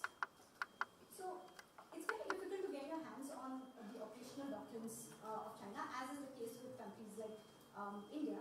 But from the declared nuclear policy that we understand from the defense white papers, and the last one was published by China in 2019, or from certain official statements from Chinese officials and leadership, one gets to see that the Chinese leadership has not really assigned a military objective to any of its nuclear weapon systems. A lot of Chinese nuclear developments are in line with its technological ambitions. So what China is doing in terms of modernization is improving accuracy, reliability, range, the predictability of its nuclear forces. And all these are in line of its technological ambitions, but also very much in line with the larger objective of what it wants to make PLA into a world-class military by 2049. What we really see of the Chinese nuclear force expansion is that it is quite in line with trying to maintain a sector of second strike capability, trying to enhance survivability. Even the debates that you see in the Chinese strategic community are around how to enhance assured retaliation. And none of this is really about building a first strike capability against the United States. A first strike capability is essentially a capability in which you can strike first at your adversary and take out the adversary's nuclear forces. And it's very difficult to get to a first strike capability. And China has been really concerned about the US missile defense. China has been very concerned about the nuclear and non-nuclear capabilities that the US is developing, which it thinks can interfere, intercept, and counter its own missile systems. the Chinese leadership believes that the US is building a nuclear first strike capability. It is lowering the threshold of its nuclear weapons and using its nuclear strategy to threaten and coerce China, especially where its core interests are concerned, like Taiwan, South China Sea, or East China Sea. The growing US, Japan, Korea cooperation, especially in missile defense, the stationing of the US terminal high altitude air defense in South Korea in 2017, or the missile defense cooperation that the US is having with Australia or India, are all very concerning developments for China. Especially the collapse of the Intermediate Range Nuclear Forces Treaty, the INF Treaty, if you've heard. The US withdrew from this treaty in 2019. This was a very serious concern for China, because what this treaty, abrogation of this treaty does, is it removes the limits on the range of nuclear weapons that the US can use and deploy from the Pacific, which are closer to the Chinese mainland. The Chinese are basically understanding all these developments as a way to weaken the Chinese nuclear veterans, and so it feels the need to build a robust nuclear arsenal. And this in Beijing's understanding is rooted in the US's aim to maintain a global geopolitical dominance. If you see Chinese official and public opinion writings, they will all point to this, that the US refuses to accept China as an economic and geopolitical power. There is basically a deep mistrust of the US intentions, which prevents China from getting into any strategic dialogue with the United States. And this distrust is especially seen in President Xi Jinping's nuclear policy. President Xi, unlike his predecessors, looks at nuclear weapons as symbols of power. He looks at nuclear weapons as a significant geopolitical leverage against especially the United States. He looks at nuclear weapons as a means of influencing perceptions of other states to accept China's core national security interests and to respect China as a powerful state. Especially after 2019, following the pandemic, and a lot of criticism and anti-China campaigns were launched, we see that President Xi almost called for the expansion of Chinese nuclear arsenal with a vengeance. He approved expanding the missile inventory, more silos to be built. He raised the PLA rocket force as an independent arm of, a separate arm of the PLA. The rocket force is basically the force which maintains the land-based nuclear sites. He has expanded space-related activities, cyber-related activities, so a whole range of activities.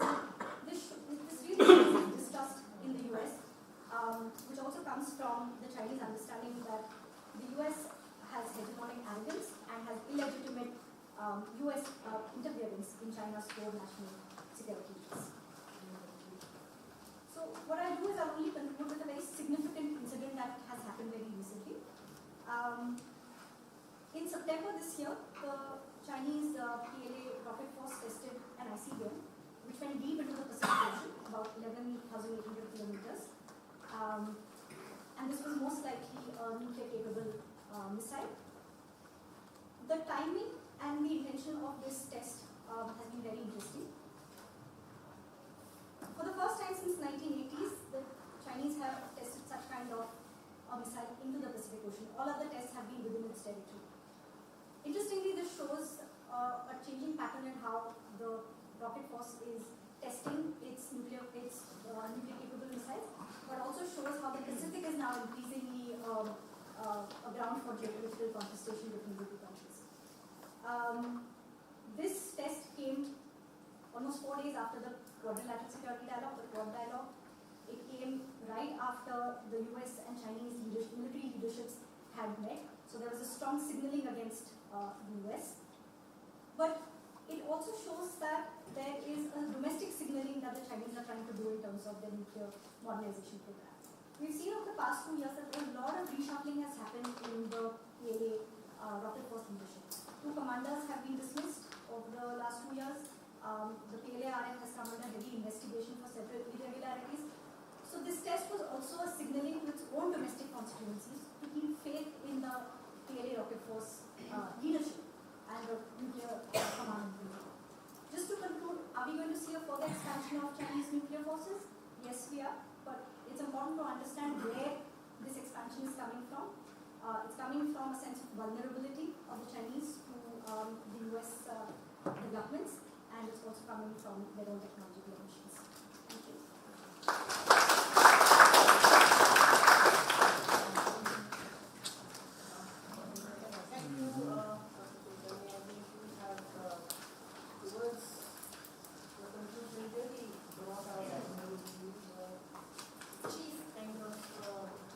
Contention, in fact, characterizes this particular debate.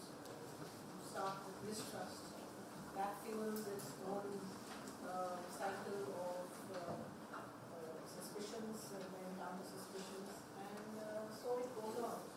So I guess scholars like you are needed to place the issue on the table in terms of where is it coming from? What are the issues that are entering the debate as a consequence of this discussion? So how do we actually come to a clearer understanding of these concepts? So I think that was very lovely. Now, the only thing I'd like to comment is that maybe Xi Jinping is not as unusual in terms of his posture. Mao famously said that the nuclear version is paper tiger, but you needed it, as a show of trust. Politics behind the understanding of nuclear power is still very much alive. I'll now request Mr. Manjunath Vasudev to bring his presentation.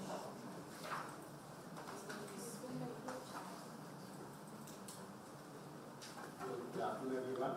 Good afternoon. China's semiconductor ambition and implications. Thank you, ICS, and thank you, MIT, for inviting me today. So, the topic is China's semiconductor ambition and implications for India. At the onset, let me talk about the applications of semiconductors. So today it is like a ubiquitous. You can really see that in all these sectors. In fact, when we talk about agriculture, cell phones, defense systems, medical imaging, IoTs, and in automotive industry, we talk about automatic driver assistance systems. So it's everywhere. When you talk about sensors, you talk about the amplifiers which are used for those sensors, and the processors which are used for those designing those systems. Semiconductors is everywhere that you have in almost all walks of your life where you practice it. Just that's why when you go 30 years back, like where everything was manual or like mechanical system. So today you have everything electronics. That's where it is. So let's just look at the history of semiconductors. That 1906, when the first IO was invented, where you have vacuum tubes being used for systems to when the first transistor was developed by William Shockley, John Barty, and Gordon Arthur in 1947. And again in 1955 to 60, the first MOSFET was developed. And now what we have in the planar technology, the MOSFETs which are developed in that time, to what we have in FinFETs that we talk about today when we talk about 2 nanometer technologies, and the lowest are micron technologies. And going further, you have gate all-around technology which is coming up just to curtail the amount of leakage currents that you are having in the current MOSFETs, and also the body effect that you see in the current MOSFETs, that you can actually bring in more amount of precision to the amount of current that you are trying to handle over there, and also the lower voltages. And the next invention by Samsung, which is NDC, multi-channel FET, in fact, so multi-bit channel FETs. And this is the semiconductor value chain. So let's just look at like what it involves in developing a semiconductor. So you have the wafers which come up, which is part of the materials, ingot, which is used for preparing the semiconductor, and then you have the equipments which come up, which manufacture the semiconductors, and then you have your IPs, intellectual properties, which are used for manufacturing, and also the EDAs, electronic design automation tools, which are used. Let's say, for example, Cadence, Synopsys. These are some of the tools that are being used. And design. India being one of the hub for design, actually, I can tell you that like nearly 50% of world's design happen in India. And wafer form. Taiwan being one of the pioneers that are like manufacturing. Most of it, literally 70% of the manufacturing happens in Taiwan. So that's and also packaging. Majority of it is happening in Southeast Asian countries where packaging is happening, and India is pouring into that field now. Given the kind of chiplet technology that is coming by, you are using those tools. Then comes that you are using these ICs into your development of systems. Where you use these chips and semiconductors to develop systems. And you give it the EMS company that this IC is mounted on the boards. And you see that being assembled as part of that product, be it a cell phone or a toy. So that's the end product.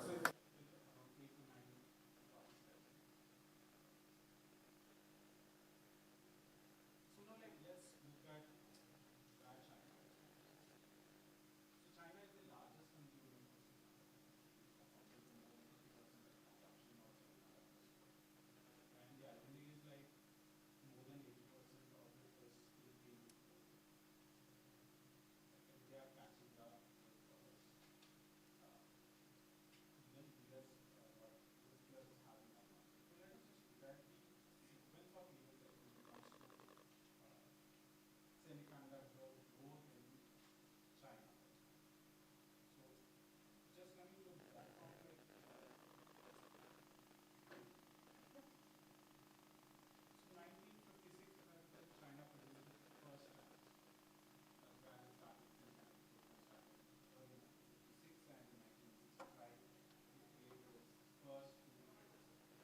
Then going down, China prioritizes to set up engineering programs in semiconductor design in 5 major universities. This is, I'm talking about somewhere around 1956 to 65 time frame. And by mid 70s, they were able to have research conducted in their state labs, where manufacturing would happen in their state-funded factories. And by 1972, they were producing the first, third-generation computers over there. And their economic reforms, which happened in 1978, they imported around 24 second-hand semiconductor lines to manufacture some of these ICs. This I'm talking about somewhere in 1978, in fact. Around 1990s. I'm not going into whether they succeeded in it or whether they failed in it. I'm just looking into the attempts that they were making at each and every point. And around 1990, to accelerate the technological advancements, they started partnering with foreign firms, in fact, to see where they could see that like they can progress in technological advancements. And around 1995, they had a JV with Lucent Technologies to develop housing into an IDM, in fact, to say one of the major IDMs for that. When I talk about an IDM, it is integrated device manufacturer. Just to give an example, Texas Instruments is an IDM, which designs its own IC, manufactures its own IC, and sells it into the market. Around 96 to 2000, it aims to produce internationally competitive chips using Chinese intellectual property, where it's in-house developed Chinese IPs are used for developing its ICs. And 2014, they set up a China Integrated Circuit Industry Fund and additionally China Government Guidance Fund to invest into semiconductor companies. That's when the Made in China policy came up. And as you know, from 2018 to 2022, there were US restrictions on semiconductor companies, especially for new developments and all. And December 2023, China prohibits use of CPUs which use processors from US companies. And September 2024, China announces significant advancements in domestic DUV machines. So one of the speakers were talking about, in fact, it's a DUV and EUV earlier, in fact, so which are used in lithography. So when we talk about lithography, it is like about defining the geometries of the IC. When we talk about geometries, it's basically the gate of the MOSFET, which we are defining.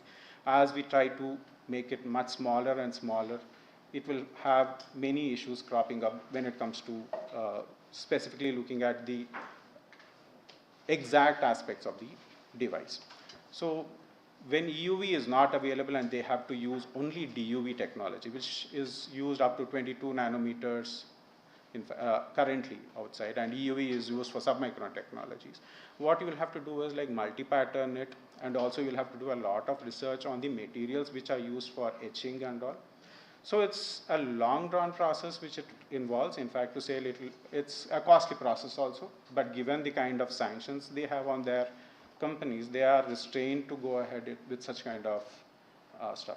The yield would be less initially, but they would be refining it. And the latest news is like they are able to do this at 5 nanometer technology. So which US and all these guys were able to do it at, they use EUV for 5 nanometers, and lower technologies, they are able to use that with DUV, in fact, to say, and developed. And SMIC has come up with that, in fact.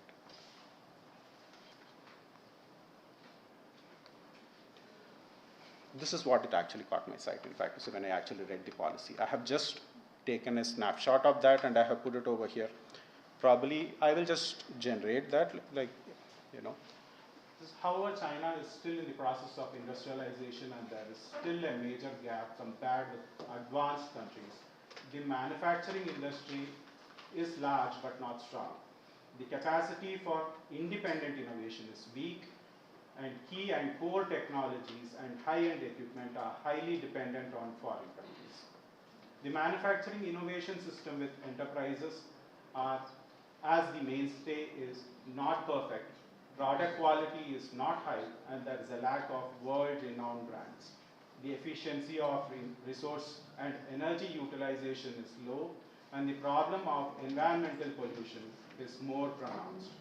The industrial structure is unreasonable, and the development of high-end equipment manufacturing and producer service lags behind other countries. The level of information is not high, and the depth of integration with industrialization is insufficient. The degree of industrial internationalization is not high, and the globalization of enterprises is inadequate to promote the construction of a manufacturing powerhouse. We must focus on solving the above problems. Well, here it's a clear problem statement, clearly defined. Yeah, right? So I'll just give you whatever is the other one. To build a manufacturing powerhouse, we must firmly seize the rare strategic opportunity, actively respond to challenges, strengthen overall planning, highlight innovation drivers, formulate special policies, give full play to institutional advantages, mobilize the whole of the society to work hard, rely more on Chinese equipment and depend on Chinese brands, from made in China to created in China. This is an important statement. And the transformation of Chinese speed to Chinese quality, the transformation of Chinese products to Chinese brands, and the complete strategic task of growing Chinese manufacturing from big to strong. A very important statement, given that like they have been a manufacturing house all these days, they want to build brands internally over here. You're talking about Apple, you're talking about Microsoft, you're talking about Tesla, and all these are product companies based out of US, in fact, to say. But like when you look at these, they want to build their own products, which can compete with the world, in fact, to say. Let me just quickly move to the other point. Yeah, this is on the China semiconductor growth story. If you look at the number of semiconductor design firms in China from 2010 to 2002, you can see a drastic increase, in fact. So I have picked these data from IITF. I can tell you there are literally more than 3,000 odd companies. In India, like you can just count them in fingers, the number of product companies which are there over here. And now, when you look at the global semiconductor industry and the product companies which are based out of US, which are literally there, like you can see them on the top, and China is somewhere at the bottom, in fact, to see, which are stationed, headquartered in US. Going to the manufacturing segment, back-end growth. This is, I'm talking about the fab and the ATMP facilities that you can look at. China is somewhere at the top notch, like where you can see them almost like 120 fabs, which are in, which are IDMs, in fact, to say, number of ATMP facilities which are there, number of fabs which are coming up now recently between 2022 to 2025, and the Chinese equipments being used. You know, the number of Chinese equipments that are there in the Chinese industry are just less than 15%. They are trying to see that like where they can occupy majority of that space. Research and development. You may be thinking where India is, like you will see only in this graph over here. So when it comes to research and development, of course, they are still leaders in that after United States and US. India is somewhere the fourth, in fact, to say. And when you look at the R&D expenditure also, of course, China is lagging behind on that, on the amount of R&D expenditure that they are doing. But like when you look at the number of patent applications, they are at the top now, currently.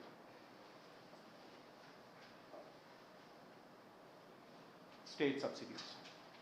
You would be wondering like how come these people are able to, manufacture so much at lower cost and all those things. It's basically funded by state subsidies. In fact, if you look at SMIC, Tsinghua Group, and I'm to say they are majorly, and TSMC is nowhere near to it, and also Intel and Samsung.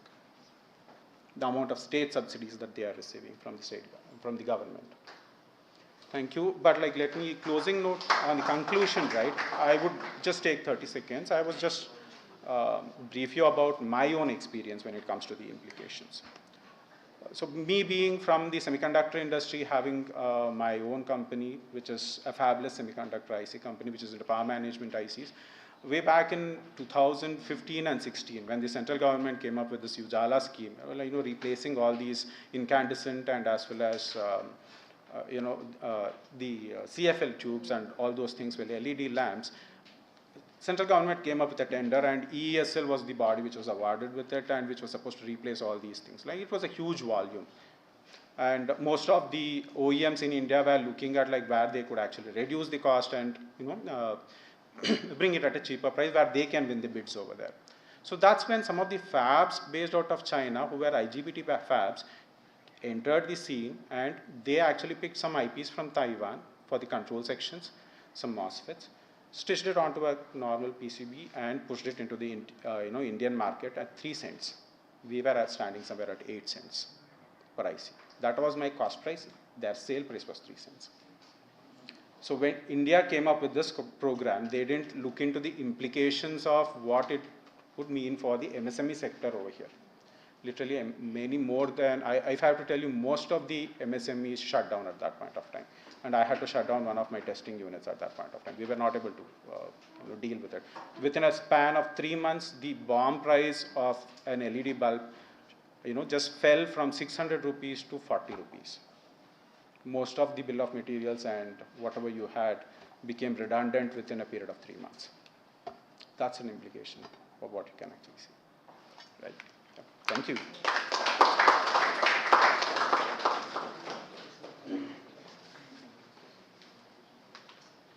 you. When I hear presentations like this, I have really no words to say, because the implications, the entire analysis and the data that he has shown is making its own statement. Just makes me wonder, what is the kind of strategizing, what is the kind of framework in which we are planning to deal with these kind of new challenges? And it appears from what you are saying, in the example of the CFL, not much thinking went other than ho jaye. Yes. And if I have to tell you one thing, I just appreciate the Chinese in this segment, especially when it comes to their clarity of mind. The reason why I put a snapshot over there was like, once you know the problem, you can solve that. Identifying the problem is not a task. They have done it. Well, the floor is open. We've got about, I think, 10 to 15 minutes to raise comments, questions, suggestions, observations, anything. Two very interesting papers. So I see Atul already here. Atul, go ahead.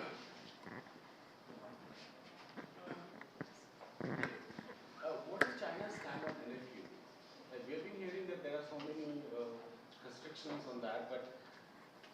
please taking a look at what have they have?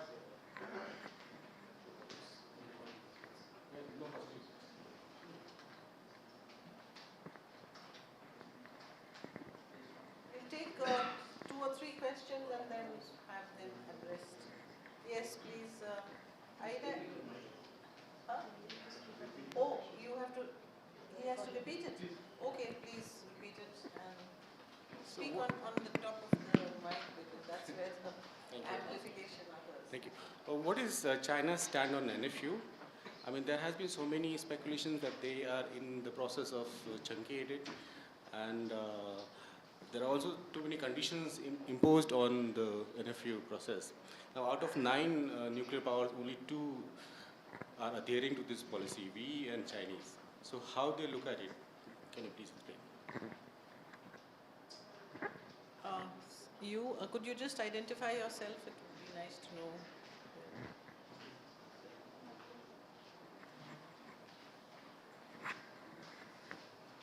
Thank you. What role can cultural exchange play in improving India-China relations? And how is India navigating its economic ties with China while managing strategic concerns? So you would, whom do you wish to? Anybody can address, okay. You were, could you identify yourself?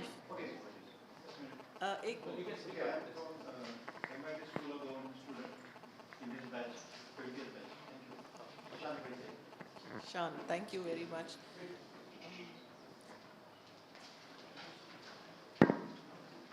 So, good afternoon, ma'am. This is Neerja Anil Krishna from MIT School of Government. My question is specially for Dr. Tanvi Kulkarni, ma'am. Ma'am, you spoke about China's nuclear modernization. So, I want to know what can be its implications on number 1, India's nuclear doctrine, especially as far as the non-proliferation treaty is concerned. And second thing, how will it affect India's aspiration of getting a permanent seat in the UN Security Council?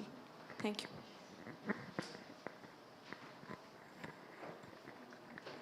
Hello, my name is Atharva Yobhare. I am also from MIT SOG. My specific question is about technology and application. One side it is technology, but for application to develop we need purpose. So can we say that China has found its purpose for the technological and on the basis of application development? And what are its implications in the global world?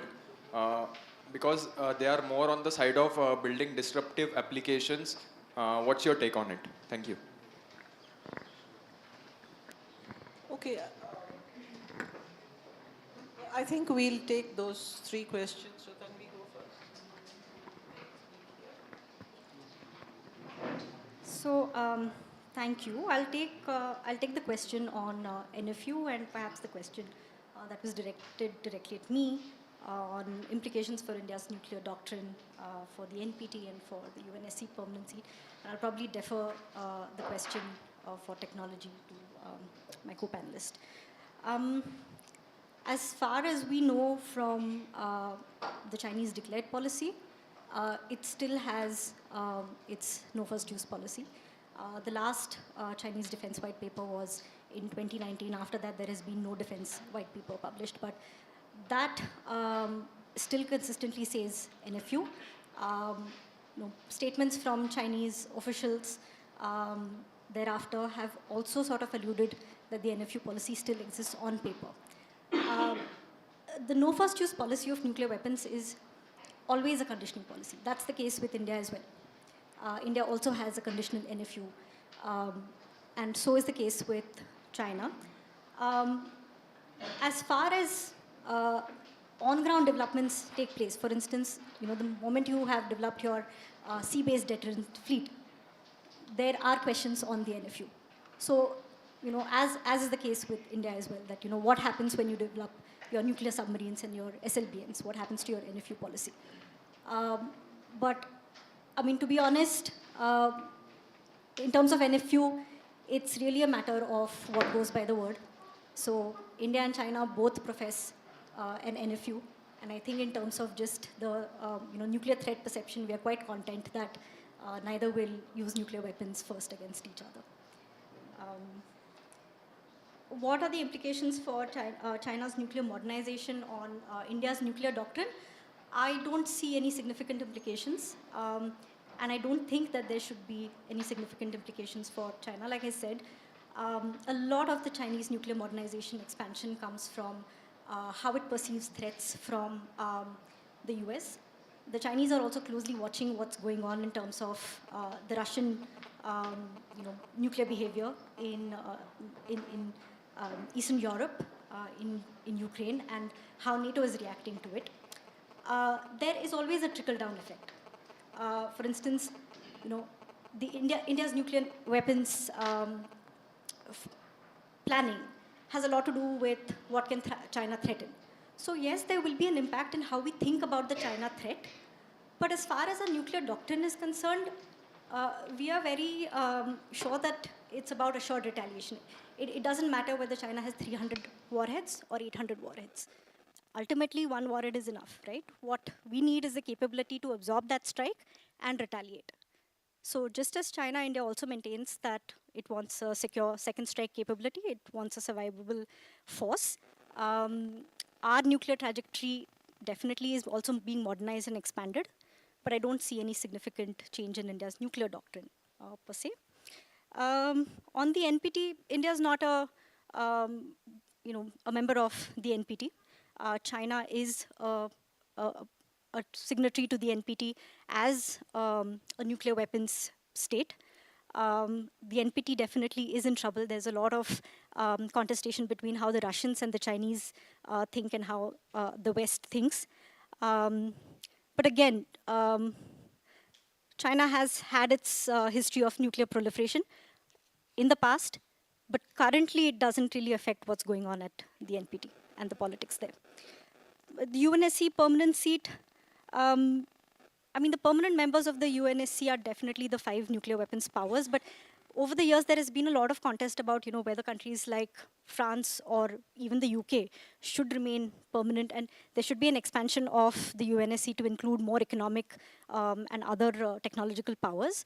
I don't see this to have really any context with the current modernization of nuclear forces around the world. Thank you.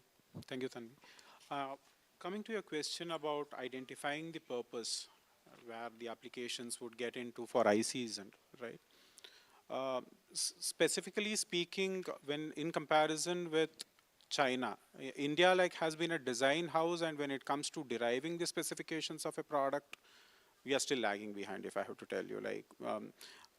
The US has always been doing that, identifying the product specifications, deriving the product specifications, and just give it to the design teams over here who would actually design ICs or systems based on that. Where most of our engineers have also failed in trying to identify or understanding the psyche of the customer, what this customer would be looking for a specific purpose. Let me talk about even agriculture, where it is where you would be looking at how you can understand the problem and derive the specifications from the problem. That's something that I see that is associated with the psyche of the design engineers who are in India, in fact, to say sitting in cozy air-conditioned rooms, that doesn't help. You need to get onto the ground and talk to customers or talk to people. One of the best things that have happened, sitting in Pune, I can tell you, the automotive industry, especially when it comes to defining the products and branding it, they have just led the way, in fact. So that's the way to go. The way the automotive industry has actually progressed. Yeah, thanks.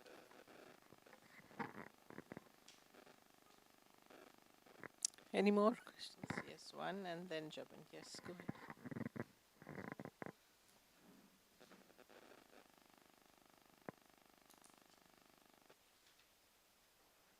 Hello. Good afternoon, ma'am. Myself, Soham Deshmukh. My question is directed to you. So, firstly, there is talk about China gathering a nuclear fleet or nuclear submarine for their Arctic Silk Route that aims at trade with Russia, better trade with Russia. So, how do you look at it? And secondly, you mentioned that China is continuously increasing its nuclear fleet and nuclear warheads. So how does this bode well with the entire dissect mandate and disarmament that comes into picture? So those are the two questions that I had for you.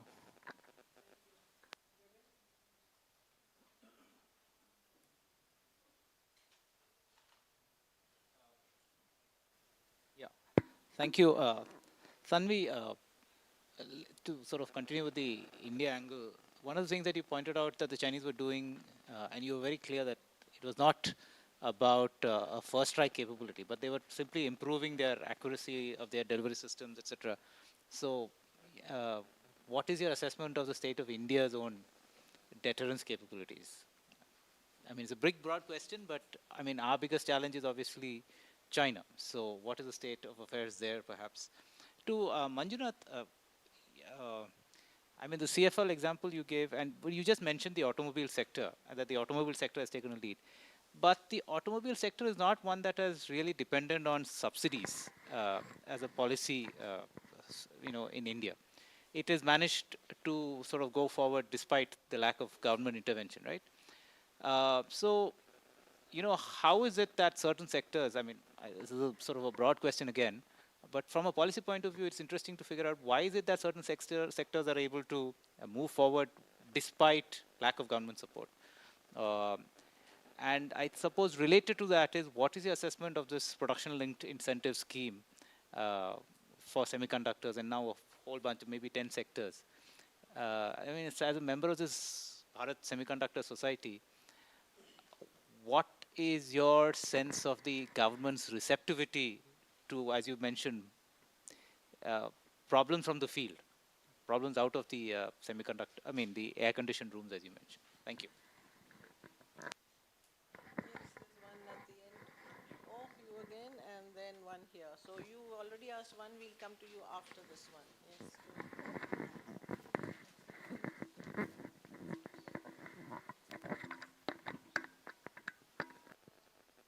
My question is to Manjunath sir. Sir, as you mentioned, China is very far in semiconductor industry, and it has been said that India's almost three-fourth of the semiconductor raw materials or things are imported from other countries. So, do you think India will be able to bridge the gap, that is the vast gap that exists in the semiconductor industry between China and the other nations? And do you think the courses like VLSI, which is being brought up in a small scale setup like diploma or PG diploma, will you do you think that will it able to improve the technical skills in the students to get into the industry or something? Yes. I think that will be the last question, and we'll then ask our panelists to respond.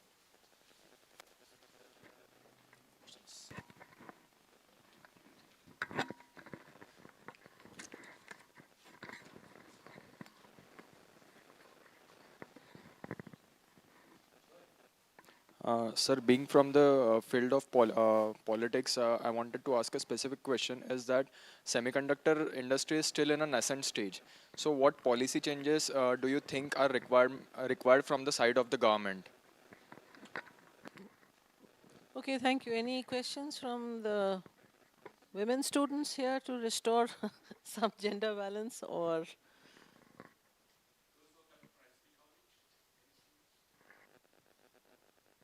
Okay, probably they're like me, just digesting, processing the information. So thank you very much. Very good set of questions. Tanvi, you go first. Okay. So the question on the Chinese Arctic Silk Route and its submarine capabilities there. To be very honest, I'm not very privy to understanding what this really means. Someone like Dr. Jacob, who looks at Chinese military developments more closely, might be able to confirm. But as far as I understand, the Chinese are definitely looking at a naval and maritime expansion of their capabilities. This is a part of it. You will also hear of Chinese submarines making deep ways into the Indian Ocean, into the Pacific Ocean. Submarines are exactly those kind of capabilities which go long distances without being detected. So I'm afraid I don't really have much beyond this to speak about this. Um, what does this mean for arms control and disarmament? The disarmament discourse, especially the nuclear disarmament discourse at the moment, is a completely stagnant one. What we are seeing over the last 10 years is every nuclear weapons country expanding their nuclear programs, in terms of quality, in terms of quantity. Really, the talk about disarmament has gone on the back burner. Over the last few years, we've seen that the Cold War arms control treaties have broken down. The US has withdrawn from treaties. The Russians have withdrawn from treaties, which were really the foundation of talking about reducing nuclear weapons. So unfortunately, we are not in a place where we talk about disarmament, arms control. Um, I think what I was trying to say through my presentation was that if we want to bring back talk about reducing nuclear weapons, especially when it concerns the US and the Chinese, what a lot of close China watchers are saying is that the US needs to understand that the Chinese are not really competing tit for tat for their nuclear weapons. What the Chinese are really competing for is the demand to be looked at as equal powers, to demand respect from the US as a significant global player. And its nuclear weapon systems are just a way of showing that, rather than saying we want to take out X targets of the US or any other place. To Jabin's question on India's deterrence capability, I mean, to start with, we are not on the same technological level as these big powers like the Russians, the US, or the Chinese. For the last several decades, the Indian effort has been to develop the ICBM capability, the Intercontinental Ballistic Missile Range capability, to build a credible deterrent against China. What we're doing is catching up to technologies like MERV, which we've done by testing the Agni 5 recently.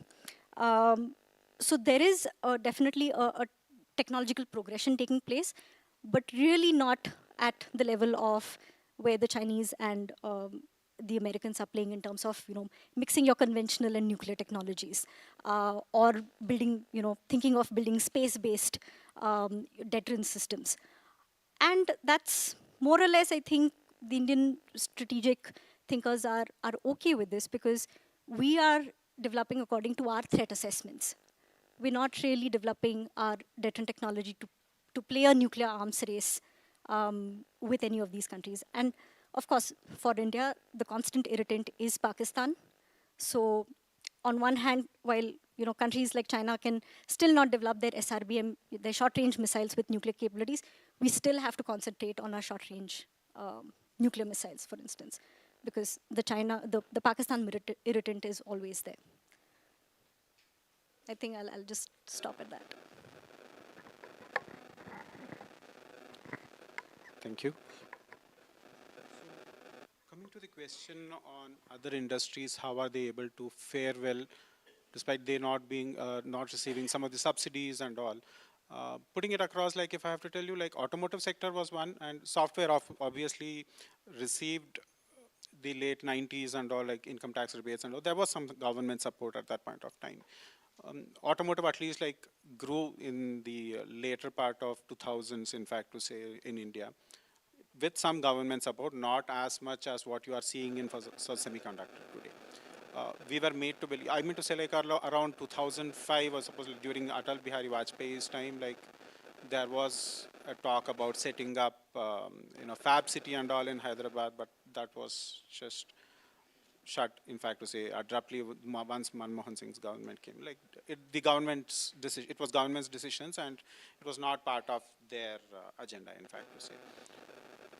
Thanks to the current government, like they are again looking into it. And as you know, semiconductors is capital intensive, right from the design phase to, it encompasses many industries. It's just not that like you can manufacture, and I see like it involves many engineering streams, right, from chemical engineering to mechanical, including civil. So it encompasses a gamut of engineering disciplines, and when it comes to that, and developing the resources required for that. We have lacked in that, in fact, if I have to tell you, during the initial phases, where we have focused more on the design aspect of it. Like that was obviously led by the US putting in the requirements over here. Like one of the first companies to come to India was Texas Instruments. And, after that, like many companies followed. So the more focus was on the design aspect of it, even though even that was capital intensive given the resource cost and as well as the EDA cost is quite high over there. And yeah, obviously now when you look at the kind of policies that have been put into place, like the PLI scheme and the DLI scheme and all, that's a good initiative where government is trying to fund to see to it that like it's on par with its peers outside, other countries, in fact, to say. And how effective is it? Yeah, that would require a lot amount of testing the waters, like getting the feedback from the market and doing it. It's not going to be straightforward. There are no tested rules that like this is going to work over there. So people have to spend time and money on those things to do that. And PLI is a very good scheme, in fact, to say, if I have to tell you, when it comes to production. Of course, when it at this point of time, we have only the packaging lines which are coming up over here. Yeah. And coming to the question of semiconductor courses, like upskilling people over here. One of the grows of Indian semiconductor industry has been that the college output that you get currently are not employable. Whatever the courses that are being offered today, of course, I understand the hype about AI, ML and all, but I still insist that students have to focus on their basics, basic physics, in fact, to say whatever is, the basic engineering stream subjects. That's very crucial. You may talk about AI, you may talk about ML, everything, but like your core basic subjects are pertinent if you have to scale up you have a hold on your subjects. That's what it is. And whatever the engineering streams that are there, like the basic engineering streams and the output from those, it's very important that like you get a good hold on your core subjects. And coming to the policy inputs, what we can actually give to the government, right? Currently, whatever schemes that the government has actually come up, especially the DLI scheme, PLI scheme, design-linked incentive scheme, of course, like they have identified quite a few core ICs which needs to be developed, keeping in, I understand the government's concern looking at the imports that are happening into the country, and they are trying to have an import substitution over here by developing it locally over here. The basic crux over there is trying to define the problem statement and then deriving the specifications of the product that they need to develop. That's where I suppose they are faltering at this point of time. There are nearly around, in Bangalore at least, like which majority of the DLI awardees have been from Bangalore. So that is what I see when I actually interact with them as part of BSS, when I interact with these people. Where deriving the spec itself, like they are faltering, in fact, to say. Yeah.